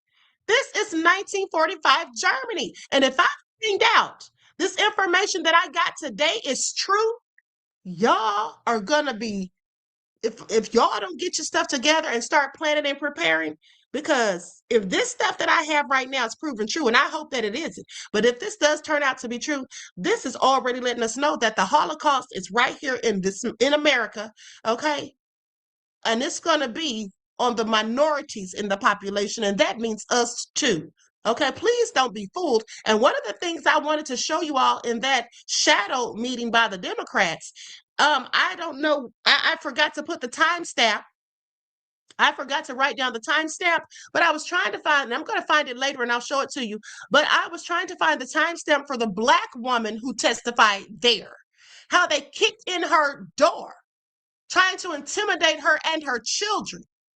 So don't sit here and tell me that they're not doing these things to Black people. For those of you who don't give a darn about the immigrants, don't think they're not doing this to Black people, because they absolutely are. And I also already showed you a video about 2 weeks ago where a Black woman said she went home and they had already kicked in all the doors in the neighborhood. And so she bent the corner and left.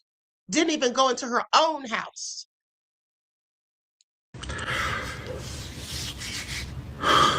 This is the drawing of a 5-year-old child from Venezuela, and it's heartbreaking. And I need you to look at this, and I need you to listen to the words in the letters that I'm about to quote you, because we might not be able to see them again. Because that drawing, along with dozens of others and dozens of other letters, have been drawn and written by children who are detained by our federal government in immigration detention centers. And they tell the story of children who just want to be children, but instead are forced to live the horrific life of a child behind bars. And you may not see these glimpses again, because once ICE found out that these letters and these drawings are making it out and into the media, they decided to start confiscating them. And so I'm going to give you a glimpse by reading you some of the things that these children are writing and are experiencing.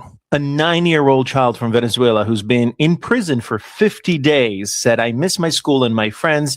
I feel bad because I have been here too long." A 14-year-old child said, "Since I got to the center, all you feel is sadness and mostly depression." Another 7-year-old child said, "I don't want to be in this place.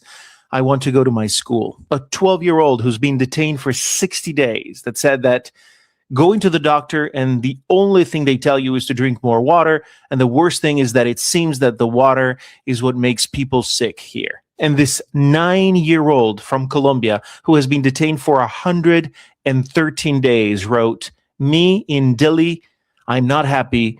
Please get me out of here back to Colombia." These are children. They are as young as 5 years old. And it doesn't matter what else is going on. For the federal government to allow a 5-year-old to experience what you can surmise they're experiencing through these letters is not just not right. It's not just unconstitutional.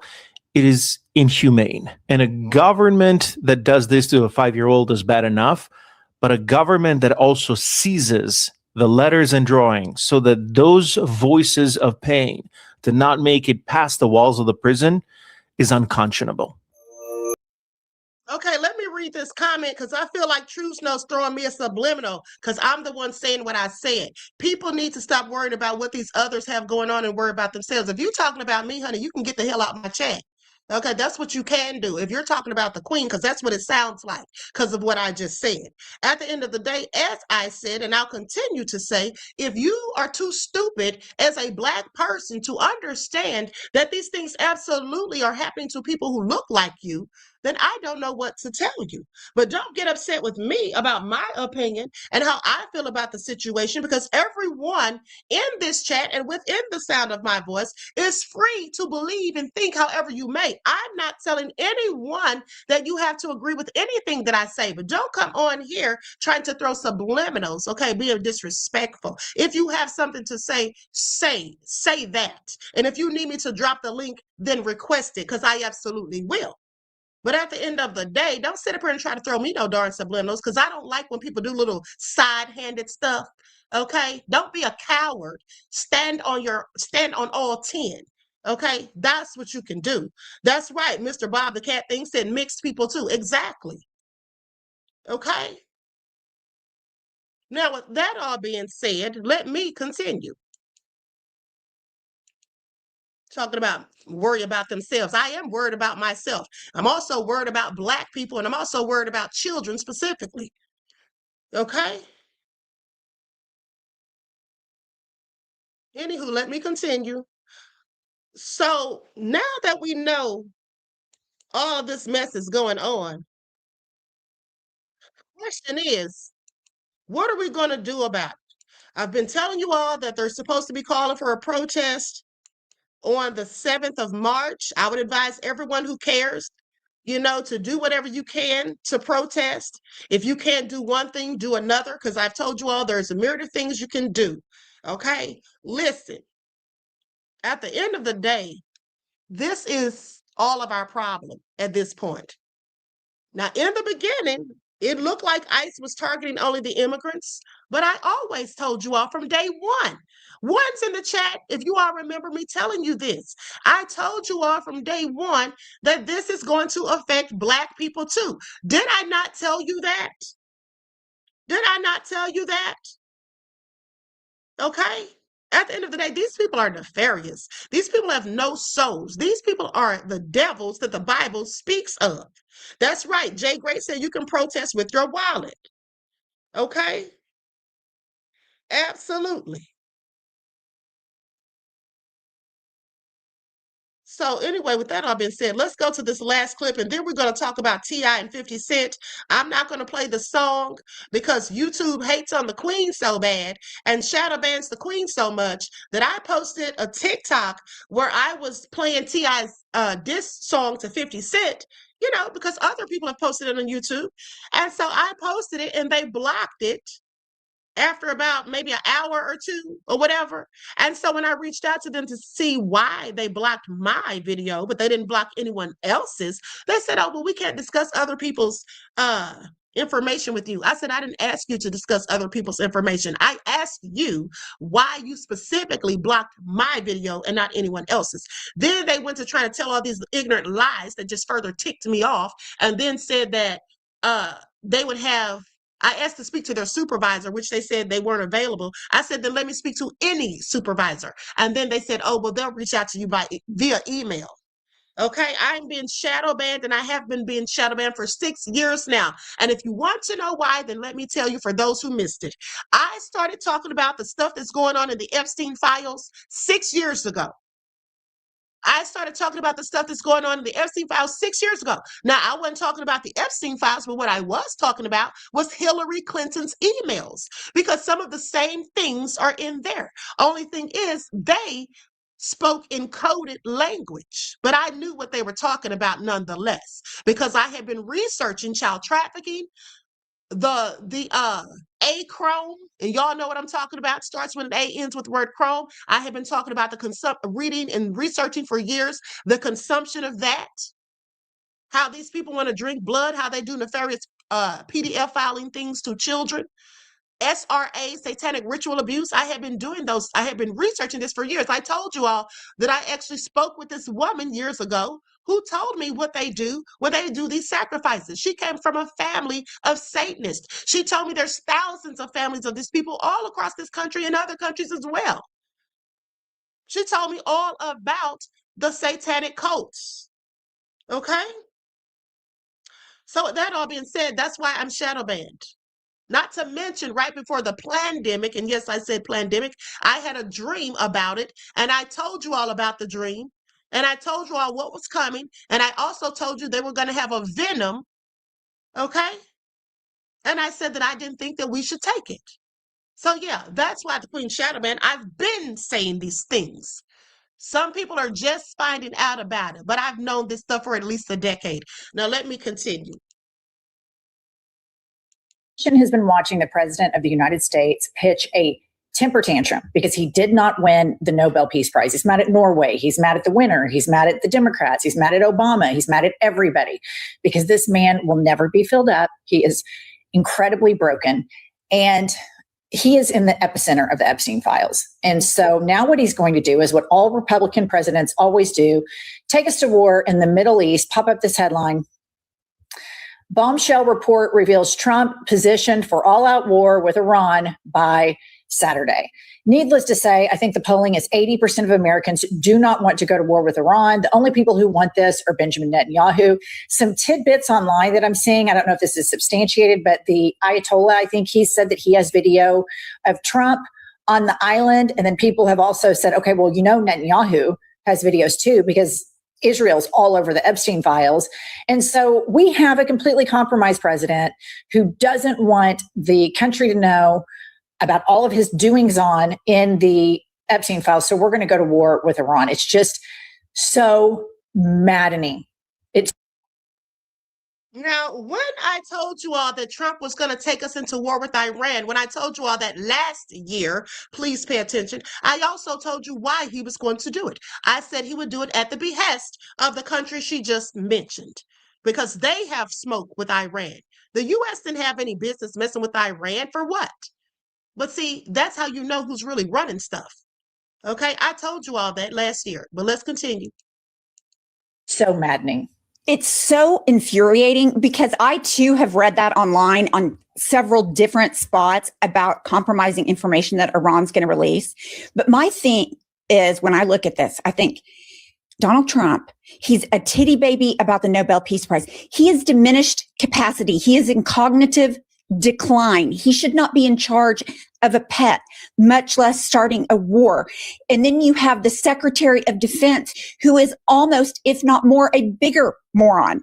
So this is absolutely terrifying on every level because we have somebody in charge that doesn't know a thing about it, that's trying to cover their own ass, and a Department of Defense secretary that is a complete dipshit.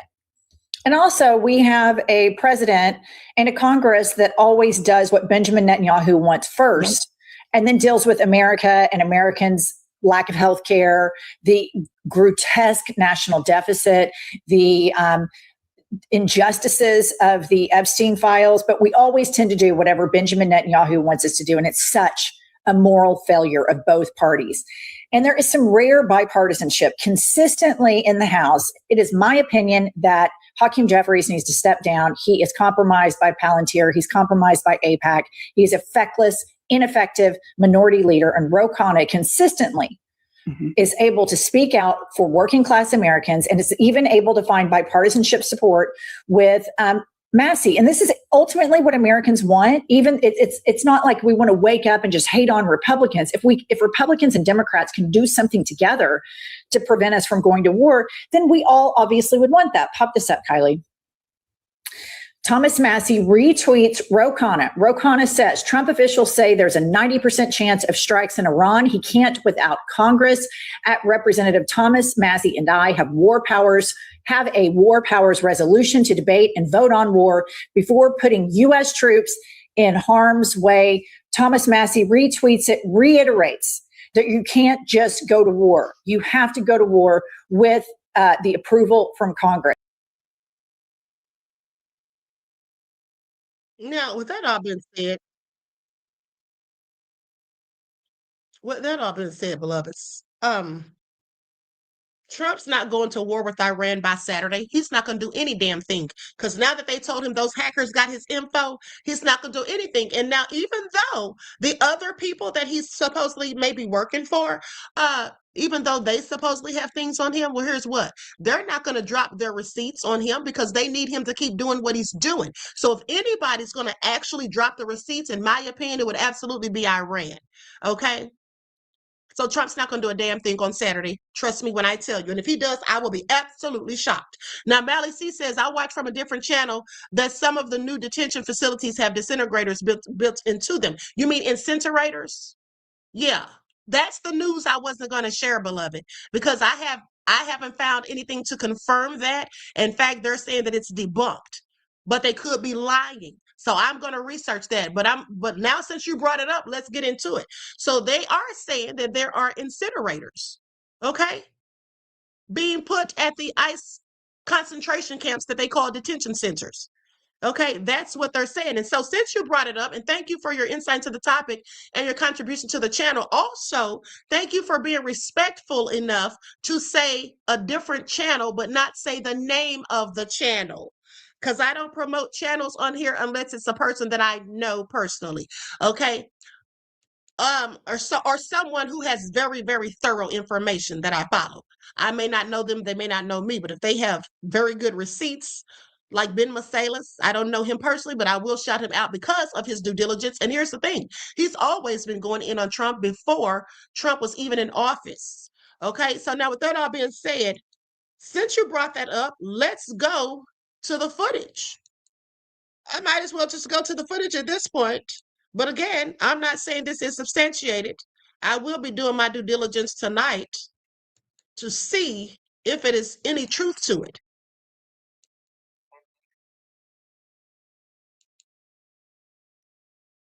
Here we go. Likes up, everyone. Please like and share.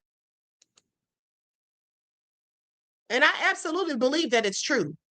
But what I want you all to pay attention to is that if this is true, this is nothing different than the gas chambers that they had in 1945 that they were taking people to. So see, I want you all to pay attention, and I'm hoping it isn't true. But this young man right here, you all know that I show you his videos a lot. And that's because every time I fact check his information, he's absolutely correct. Okay. Bottom line is, I told you all last week that they used to make the people with the small hats wear the yellow stars back in 1945. And then I showed you how now they have people being stopped by the ICE agents, making them wear these red bracelets or these red wristbands. Okay. We see how ICE is kicking in doors. They don't need warrants. They're snatching people up and kidnapping people on the streets, just like the Gestapo did in 1945. So there is a pattern of these things that are continuously happening. Now, if we in fact find out that the story about the incinerators is in fact true, everyone should be very, very alarmed. Okay? Everyone should be very alarmed. And I absolutely believe it's true. Okay? Because the devils are doing the devil's work. Contract funded by the U.S. taxpayers just ballooned from $10 billion to a $55 billion ceiling. The contract includes medical waste management services and references incinerators being placed in ICE detention facilities. The goal of this is, of course, to speed up Donald Trump's mass deportation agenda. But the mechanism they're using for this expansion is the Worldwide Expeditionary Multiple Award Contract, which was originally designed for military logistics abroad. The $45 billion increase converts the U.S. into a geographic region for expeditionary military-style detention. This is a massive long-term escalation in the government's capacity to pay for detention and deportation logistics with tax money. As for the infrastructure, contractors are tasked with providing soft-sided tent cities capable of housing up to 10,000 people each. As for surveillance and control, the vehicle mandates force protection services, including HESCO, earth-filled defensive barriers, 8-foot-high Conex box walls, and weather-resistant guard shacks. And as for now, I want you all to pay attention because he's showing receipts on the screen. That's why I further believe this is all true. Okay? medical and death, the services extend to medical waste management, with specific protocols for biohazard incinerators. Once again, the historical parallels are impossible to ignore here. They are building massive detention facilities where they're housing people who they are detaining without due process or warrants. And in these detention facilities, they are placing incinerators. And what do you think those incinerators are for? Well, in my opinion, if I had to guess, I would say it's so that they can dispose of the evidence in these people's bodies after they murder them. That's just what I think. Okay, that's just what I think. Now let's continue.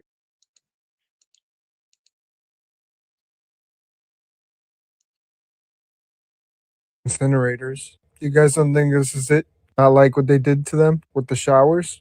It's happening. The Navy just got approved to build incinerators everywhere near the detention centers. We're living it. So they're building incinerators. So y'all who are not taking stuff seriously and thinking this is just going to bypass us, yeah, you better start taking it seriously because it's not a game, okay? It's not a game. The devils are playing right in our faces. Now let me go to this last clip. Buying incinerators, and now we have proof. A Navy contract was just released showing the Navy is managing the construction of a massive network of immigration detention centers across the nation. And what's included in the contract is extremely disturbing. It describes tent cities that can hold 10,000 people each with a specific provision for biohazard incinerators under the medical and death section. That means they are specifically planning for death and choosing to burn the evidence right there on site. The reason DHS is paying the Navy $55 billion for this is so they can get this nationwide network of giant detention centers with infrastructure for handling death built as quickly as possible. And they tried to do it quietly by updating the Navy's existing contract to make this deal instead of creating a new contract specifically for this. Here are my sources if you want more information. ICE is buying. Absolutely nefarious. Jay Gray said, I agree. And also don't forget about those coffins that were shown 15 years ago. Exactly. My sister saw them. I told you all, my sister was down in Macon, Georgia, or Mason, Georgia, and she said that they were bringing those things down there by the trains, on the trains. Okay, that's what she said. She literally saw them. So with that all being said, Vince I Am says the main target in America has always been Black Americans. Exactly. We're the biggest threat to them. And they even said it. Okay. They said the biggest threat to America is the Negro. Negroes uniting. Okay, that's the last thing they want. That's why they want to keep us, sowing seeds of discord amongst ourselves. Okay, so anyway, that's the news for now. So let's now go to T.I., what he had to say about the beef between him and 50 Cent. And here's what I want you all to pay attention. How many of you have heard T.I.'s song, The Right One? How many of you have heard the song? One's in the chat. Lawrence says, what about the guillotines that Obama ordered? Well, I can't remember if I read about that or not, beloved, but at the end of the day, if Obama ordered guillotines, we didn't hear anything about him using them. Okay, that's what we didn't hear. We didn't hear anything about him using them. Whatever Trump's doing is being done right now. Okay, so please pay attention.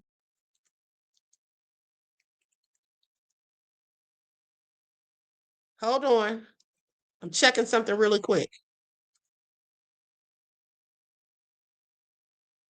And also, a fact check says that Barack Obama did not order 30,000 or any number of guillotines.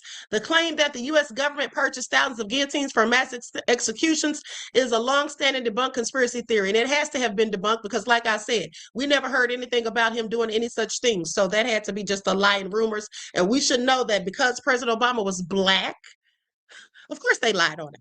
Now, so those of you who are putting twos and have not heard the song, let me just say this. Like I said, I can't play it on here, but when you listen to it, I want you all to pay attention to what T.I. said. He literally said the same thing about 50 that I said to you all.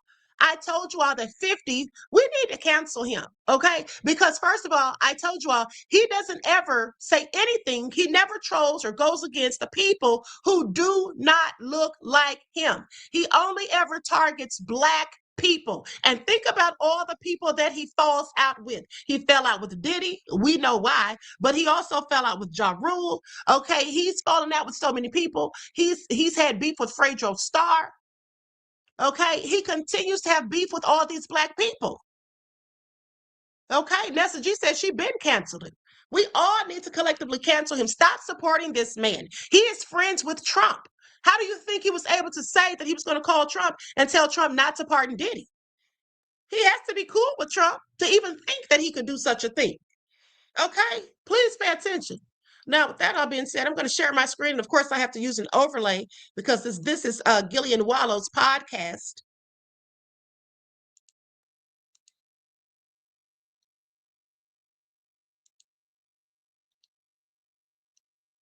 It's like, you know, it was really about celebrating each other's catalog. Me and this nigga talk back there, bro. This shit, I ain't just called a nigga out the blue. Me and this nigga talk back there. You talking about you and 50? Yeah, man. We talk about this shit, man. This shit just come out of nowhere. Nigga, we were moving around in LA, man, selling some TV shows and shit while we were around each other, man. You know what I mean? I said, shit, what you think about that? He like, shit, you want to do that shit? I said, yeah. He was like, all right, cool. So shit. And I told him, I said, well, I'm gonna jump out there first, and then you just gonna jump out there and we'll line it up. And he said, all right. And when I jump out there, nigga act like he ain't know what the fuck was going on. Then that's what it was about. You know what I'm saying? Now, it about, oh, you playing? Okay, you gonna play. All right, cool. But how about fuck all of it? Fuck all of it. I don't even want, man. Cause now I question your character. Any nigga gonna get kick that kind of shit, then, you know, man. Nigga, just say you don't want to do it. All the other extra lame ass shit, man, this shit goofy. So y'all talked about it, you saying? You went out Yeah, there. years ago. Years ago we spoke. Now I want you all to pay attention to something.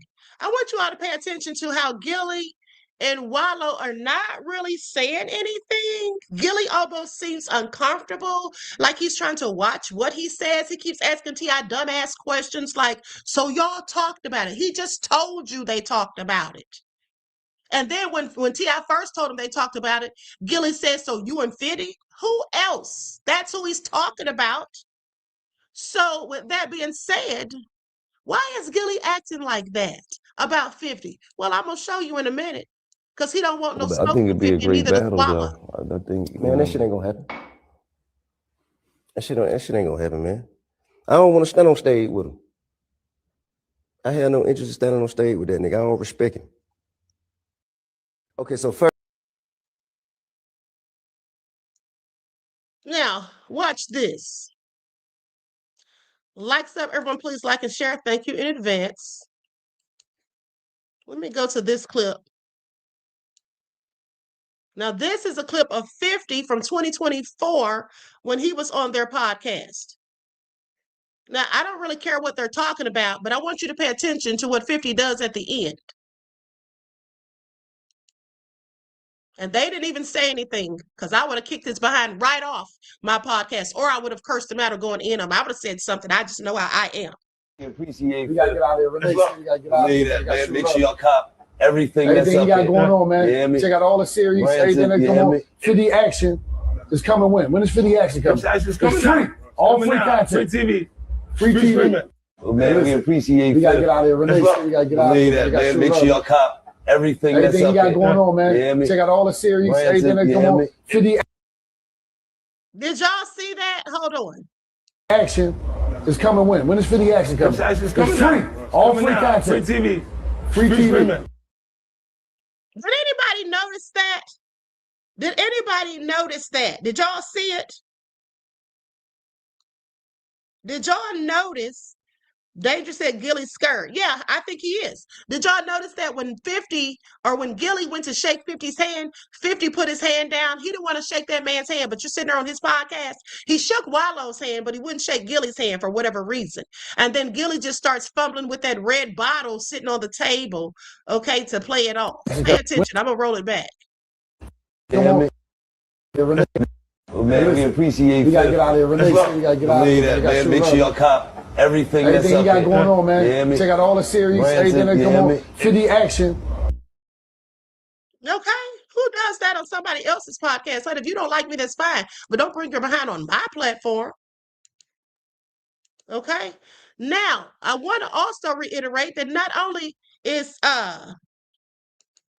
Vince I am said nothing goes past the queen. I was like, why is he being weird with T.I.? Okay.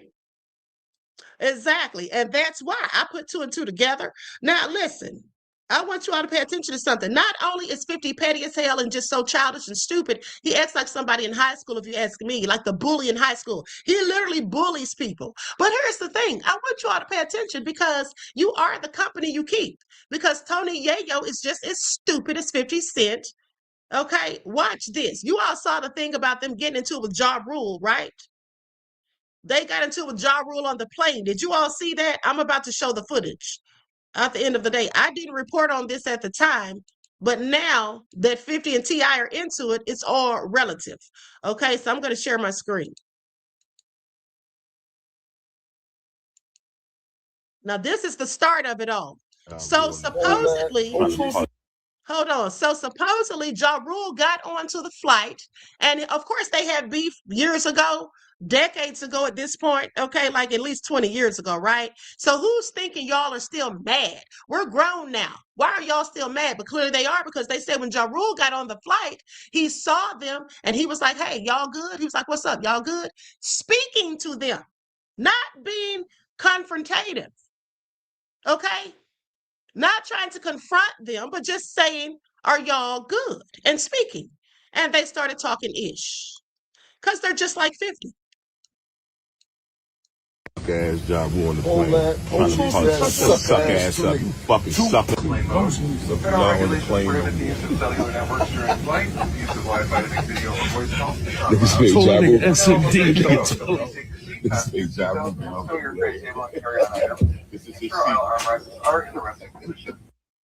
Ass job on the plane.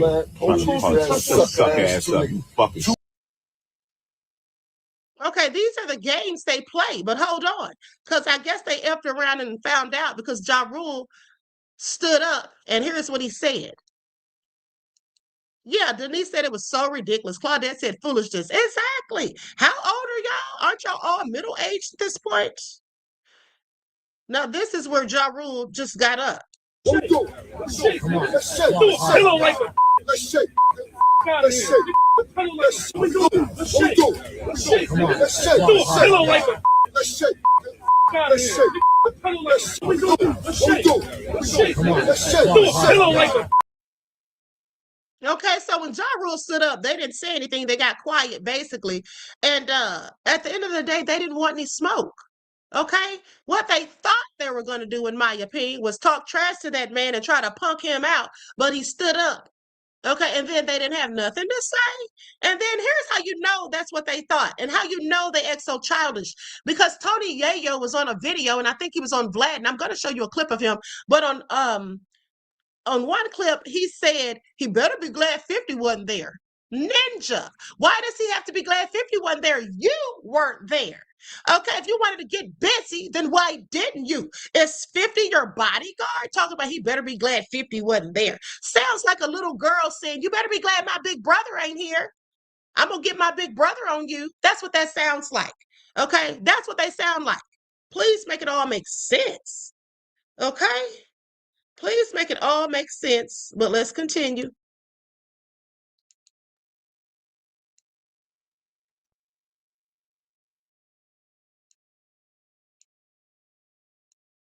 Hold on, here we go.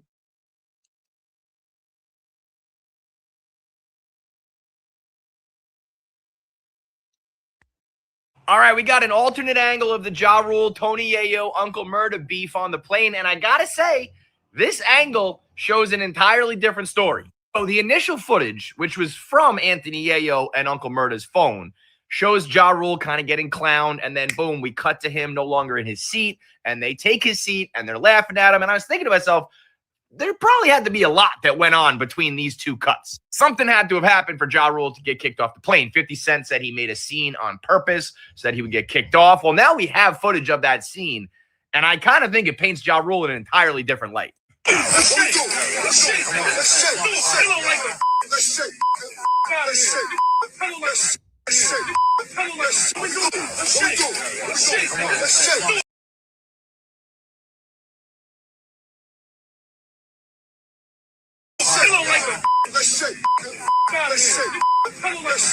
All right, first off, I absolutely love this guy right here. Like, gentlemen, can we please just put on an episode of The Office? We're going to get our Biscoff cookies, and we don't need to cause a scene. Yeah, bud, I don't think there's any stopping this one. But I got to admit, this shows a totally different side of things. Ja Rule, solo, standing there being like, what do you want to do? I'll admit, I don't understand. Do you want to shake? And that might be, I'm too white for the slang, maybe a different word choice. But he was ready for the action. 50 characterized it as, Ja Rule caused a scene on purpose. He faked it so that he would get kicked off, so that he wouldn't be in any danger. This looks like he caused the scene. 50 said he did it on purpose so he'd get kicked off so he wouldn't be in any danger.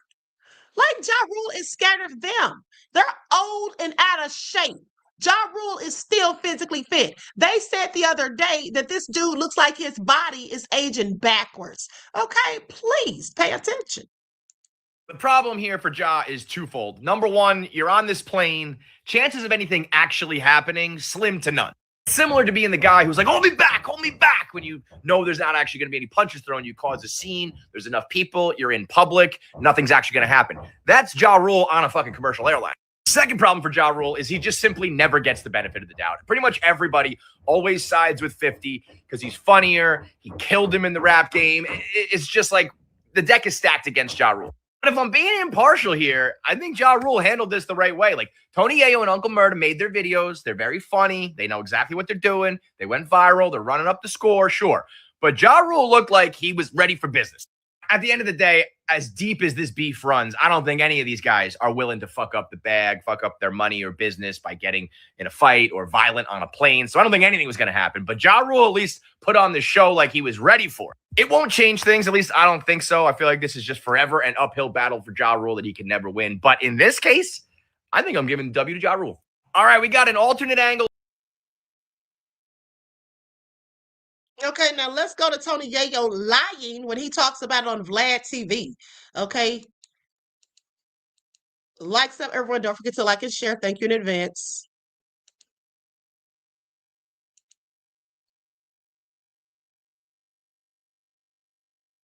Hold on, beloveds. Let me get a good, yeah, here we go. There we go. That's for him and 50. Back to the plane story. So him and Murda's beefing. He's on some clown shit, making mad noise. What would have been gangster if he would have got on the plane and didn't say nothing to us? And he could have said, yo, we got on the plane and Murda and them to sit behind me and they ain't do nothing, which I don't think we would have let rock. Somebody would have slapped him in the head in that 5 hours of time. It would have probably been me or Murda. Somebody was going to slap him in the head because, come on. He lucky Fifth wasn't on the plane because niggas would have been amped up because he there. Niggas would have threw that nigga through the fucking airport window. That shit. Like, so translation, they're not big and bad unless 50's around. Please pay attention. I don't think he would have survived 5 hours getting slapped in the head. All the aggressive shit he talking about, I told that man, suck my dick. Suck my dick. The whole first class heard that shit. Business, coach, this nigga throws a pillow. Come on, Ja, you got to do better. I threw a pillow at him because he's soft. Back to the plane story. Now, I want you all to pay attention. He said what he told that man to do, inviting that man to his privates, and then he's sitting up there bragging about it. That's something for you to brag about at your big age? Sir, you sound like a whole fool, okay? And you didn't really want any smoke, okay? Because there was nothing between the two of you but air and opportunity, okay? That's all it was. Please pay attention. Now, look at these clowns. Do they look like they're in shape? Absolutely not. Okay, absolutely not. But Ja Rule is. Okay, I'm sorry. And that's a man who's about to be 50. Looks the same way he did 20 years ago. They could sit down somewhere, honey. I guess I have a crush on him too. I can't remember who that was that said I had a crush on what's his name, Terrence Howard. But no, I'm just keeping it real. At the end of the day, honey, they didn't want any smoke. That's why they needed 50, because 50's in shape too. I guess that's why. Okay? Yeah, they should be embarrassed, dangerous. They absolutely should. Okay? Just ridiculous. Hold on. RG Titan said Yale should be better than telling a grown ass man that SH. Yes, shaking my head. Okay, exactly. But hold on. Let me pull up one more clip.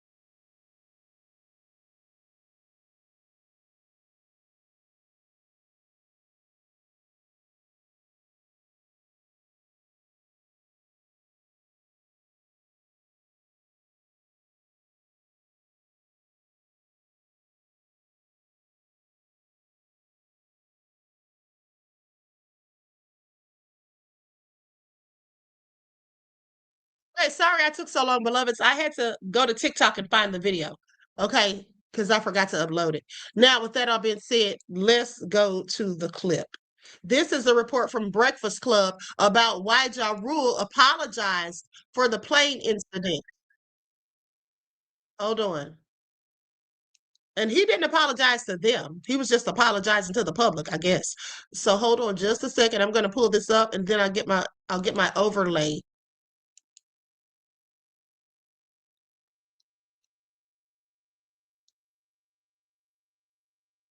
Okay, there we go.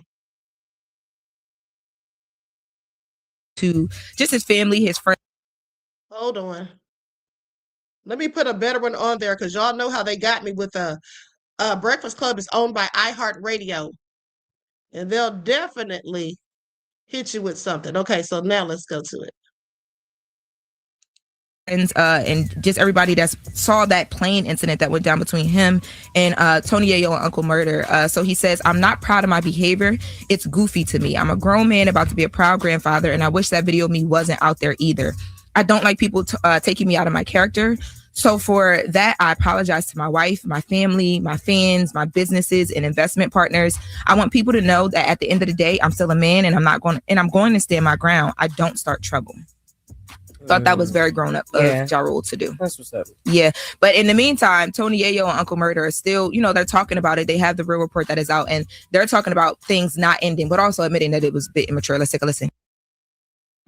We from New York City, right? G-Unit is one of the toughest groups in the world, most dangerous. We went through the most things. We was down with 50 Cent in his prime. Everybody wanted to do something. Everybody wanted to kill us. This is just another day at the office. We're not advocating violence, but to me, beef is never dead. It just gets old. That's how we think in New York City. And I think every New Yorker feels like that. Facts. If your enemy was behind you, I think you would have got off the plane too. Yeah, absolutely. Yeah. So he's trying to frame it as though Ja got off the plane. They're all trying to frame it like he was scared of them. He didn't get off that plane because he was scared of them. Like, sit down somewhere. Y'all are not bad. Y'all is old as hell. Y'all got arthritis in your knees. Okay, you got arthritis in your hands, probably, or on the way to being there. You're not big and bad. So please have several seats. All right. That's why they were talking about, oh, if 50 was here, he would have done this, that, and the third. Now, Jay Gray said he apologized so he doesn't get banned from flying and out on a watch list. Honey, they wouldn't put him on a watch list for that. That's for number one, okay? And second of all, if he was going to get banned from flying, they would have done that when they took him off. So an apology would not suffice. They also would have had him arrested. So, beloved, that's not why he apologized. He apologized for the reasons that he said he apologized. Because he's a grown-ass man over 40. He's about to be a grandfather. Why can't we just take Black people at their word sometime? He's about to be a grandfather, and he thought it was goofy. But at the end of the day, he's still a man, like he said. So that's just what it is, in my opinion. At least he came out and apologized to the public. Okay? They sound so stupid. Yeah, they absolutely do. And that's because they are stupid. Okay? Two idiots at the end of the day. And so with that all being said, two more clips and then we're out of here. Now, this is when TMZ stopped Ja Rule and talked to him. He said the beef wasn't over, or he said the beef will never end. And of course it won't. Well, you have stupid people like that who just keep stuff going because they have obviously nothing better to do.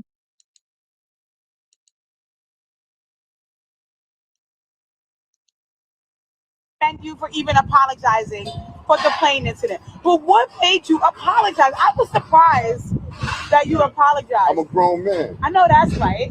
So we got to ask you too. When can we have this sit down with you, 50, Tony Yayo, Who? No, listen. Never. Oh my God, Ja. Listen. And I'm not trying to serve the pot. I'm really Here's the talking to you as a right? hip-hop Here's the fan. reality, right? Sometimes in life, people have enemies. Okay. And that's okay. You know what I'm saying? That's okay to have enemies. Everybody can't be friends. A friend of everybody is an enemy to himself. Right. But what I'm saying is, we don't also have to be at war. You feel me? Right. So there's room for us to be not friends and also not be at war. And that's where I'm at with it right now. I don't deal with that side. I don't with them. They don't with me. That's fine. But I also don't have to be at war. You know what I'm saying? I'm a grown man. I'm on 50 years old. And so, we're doing big things out here. We're getting big money. I'm proud of you. Yeah, we can't be. Well, one more question. Did you have like a moment of embarrassment? Because trust me, I've had like arguments with the job where I'm like, oh God, I didn't mean it. I don't regret nothing because listen, man. If it is what it is, two things can be true, right? At the same time. There's no safe space for disrespect. We ain't tolerate no disrespect.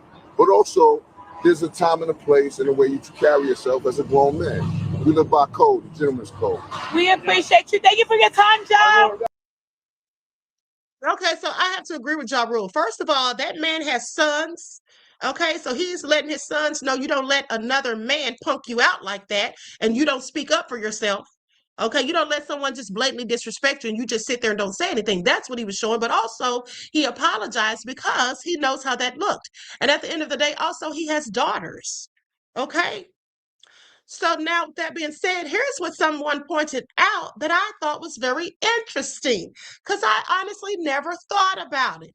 The time when Ja Rule and 50 got into it back in the day when the beef all started and 50 Cent basically ruined Ja's career, that was all his little plot, because he was hating on that man. And here's why. Let's get into it. I don't know how I missed this one. I guess because I used to actually like 50 Cent. That's probably why. Okay. Ja Rule, I'd be mad too, because 50 Cent ruined that man's career, honestly, for no reason. Because the things that 50 picked out about Ja Rule, truth be told, 50 Cent ended up doing immediately after. Because if y'all remember back then, 50 was trying to make fun of Ja Rule, saying he was a singing rapper, that all he did was sing, because Ja sung in his songs. But did not 50 Cent come out with Many Men where he was singing, or the other songs where 50 would rap and sing? And now you got people like Drake and everything. Like, Ja Rule started that. I don't want to say he started it, but he was one of the ones that did it early on. And honestly, that's why Ja Rule fell off, because 50 had the culture, you know, coming out so hard with the hardcore that he had people feeling like, oh yeah, that's soft rap. Nobody's listening. No, you know, he's a singing, you know, da da da. But then whole time 50 comes out and he's doing the same thing. And, you know, you saw the verses. Ja had hits, like Ja's albums hits. Ja has the right to be angry. They really don't have no right to be angry at him. That's right. And when somebody's mad at you for no darn reason and you didn't do ish to them, that's a hater. That's what haters do. They manufacture reasons to beef with somebody they're envious of. And that's all 50 did. I never thought about that. I remember when he came out and said that Ja was soft and was calling him a singing rapper and making fun like it was all jokes. And then he comes out with Candy Shop, Many Men. Okay? He had a myriad of songs where he's singing. The nerve of him. You're trying to put down somebody, then you turn around and do the same thing that they did. It is time to cancel 50 Cent. Okay? Ja Rule didn't do anything to him.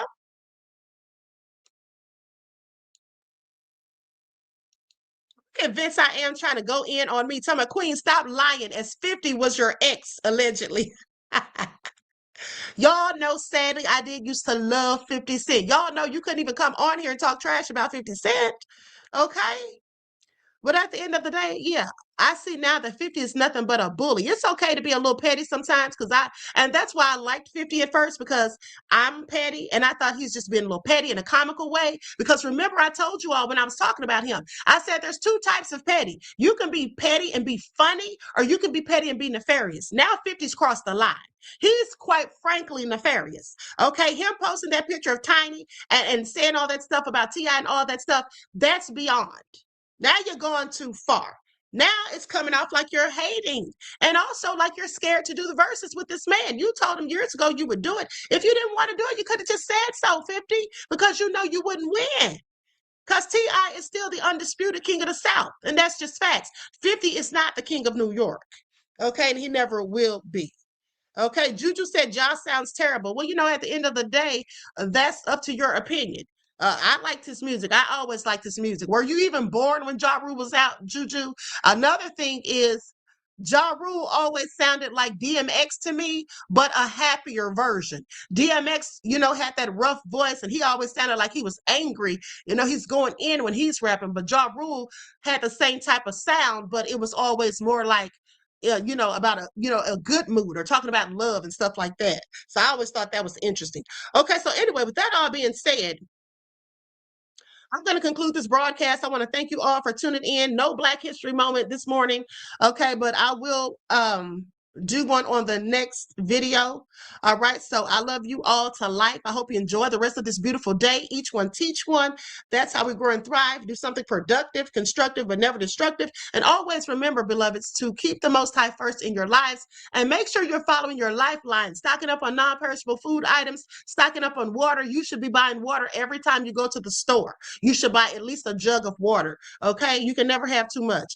With that all being said, also don't forget the other supplies that I have continuously told you all to get. First aid kits. Find people that in your family or neighborhood or friends that you can barter with for things that you may not have. Have cash on hand, have cash money on hand in case anything happens with the banking system, as we've seen that happening around the world in certain countries. Okay, so please be making sure that you're paying attention. All right, I love you all to life, and I will talk to you all again soon. Until next time, beloveds, peace.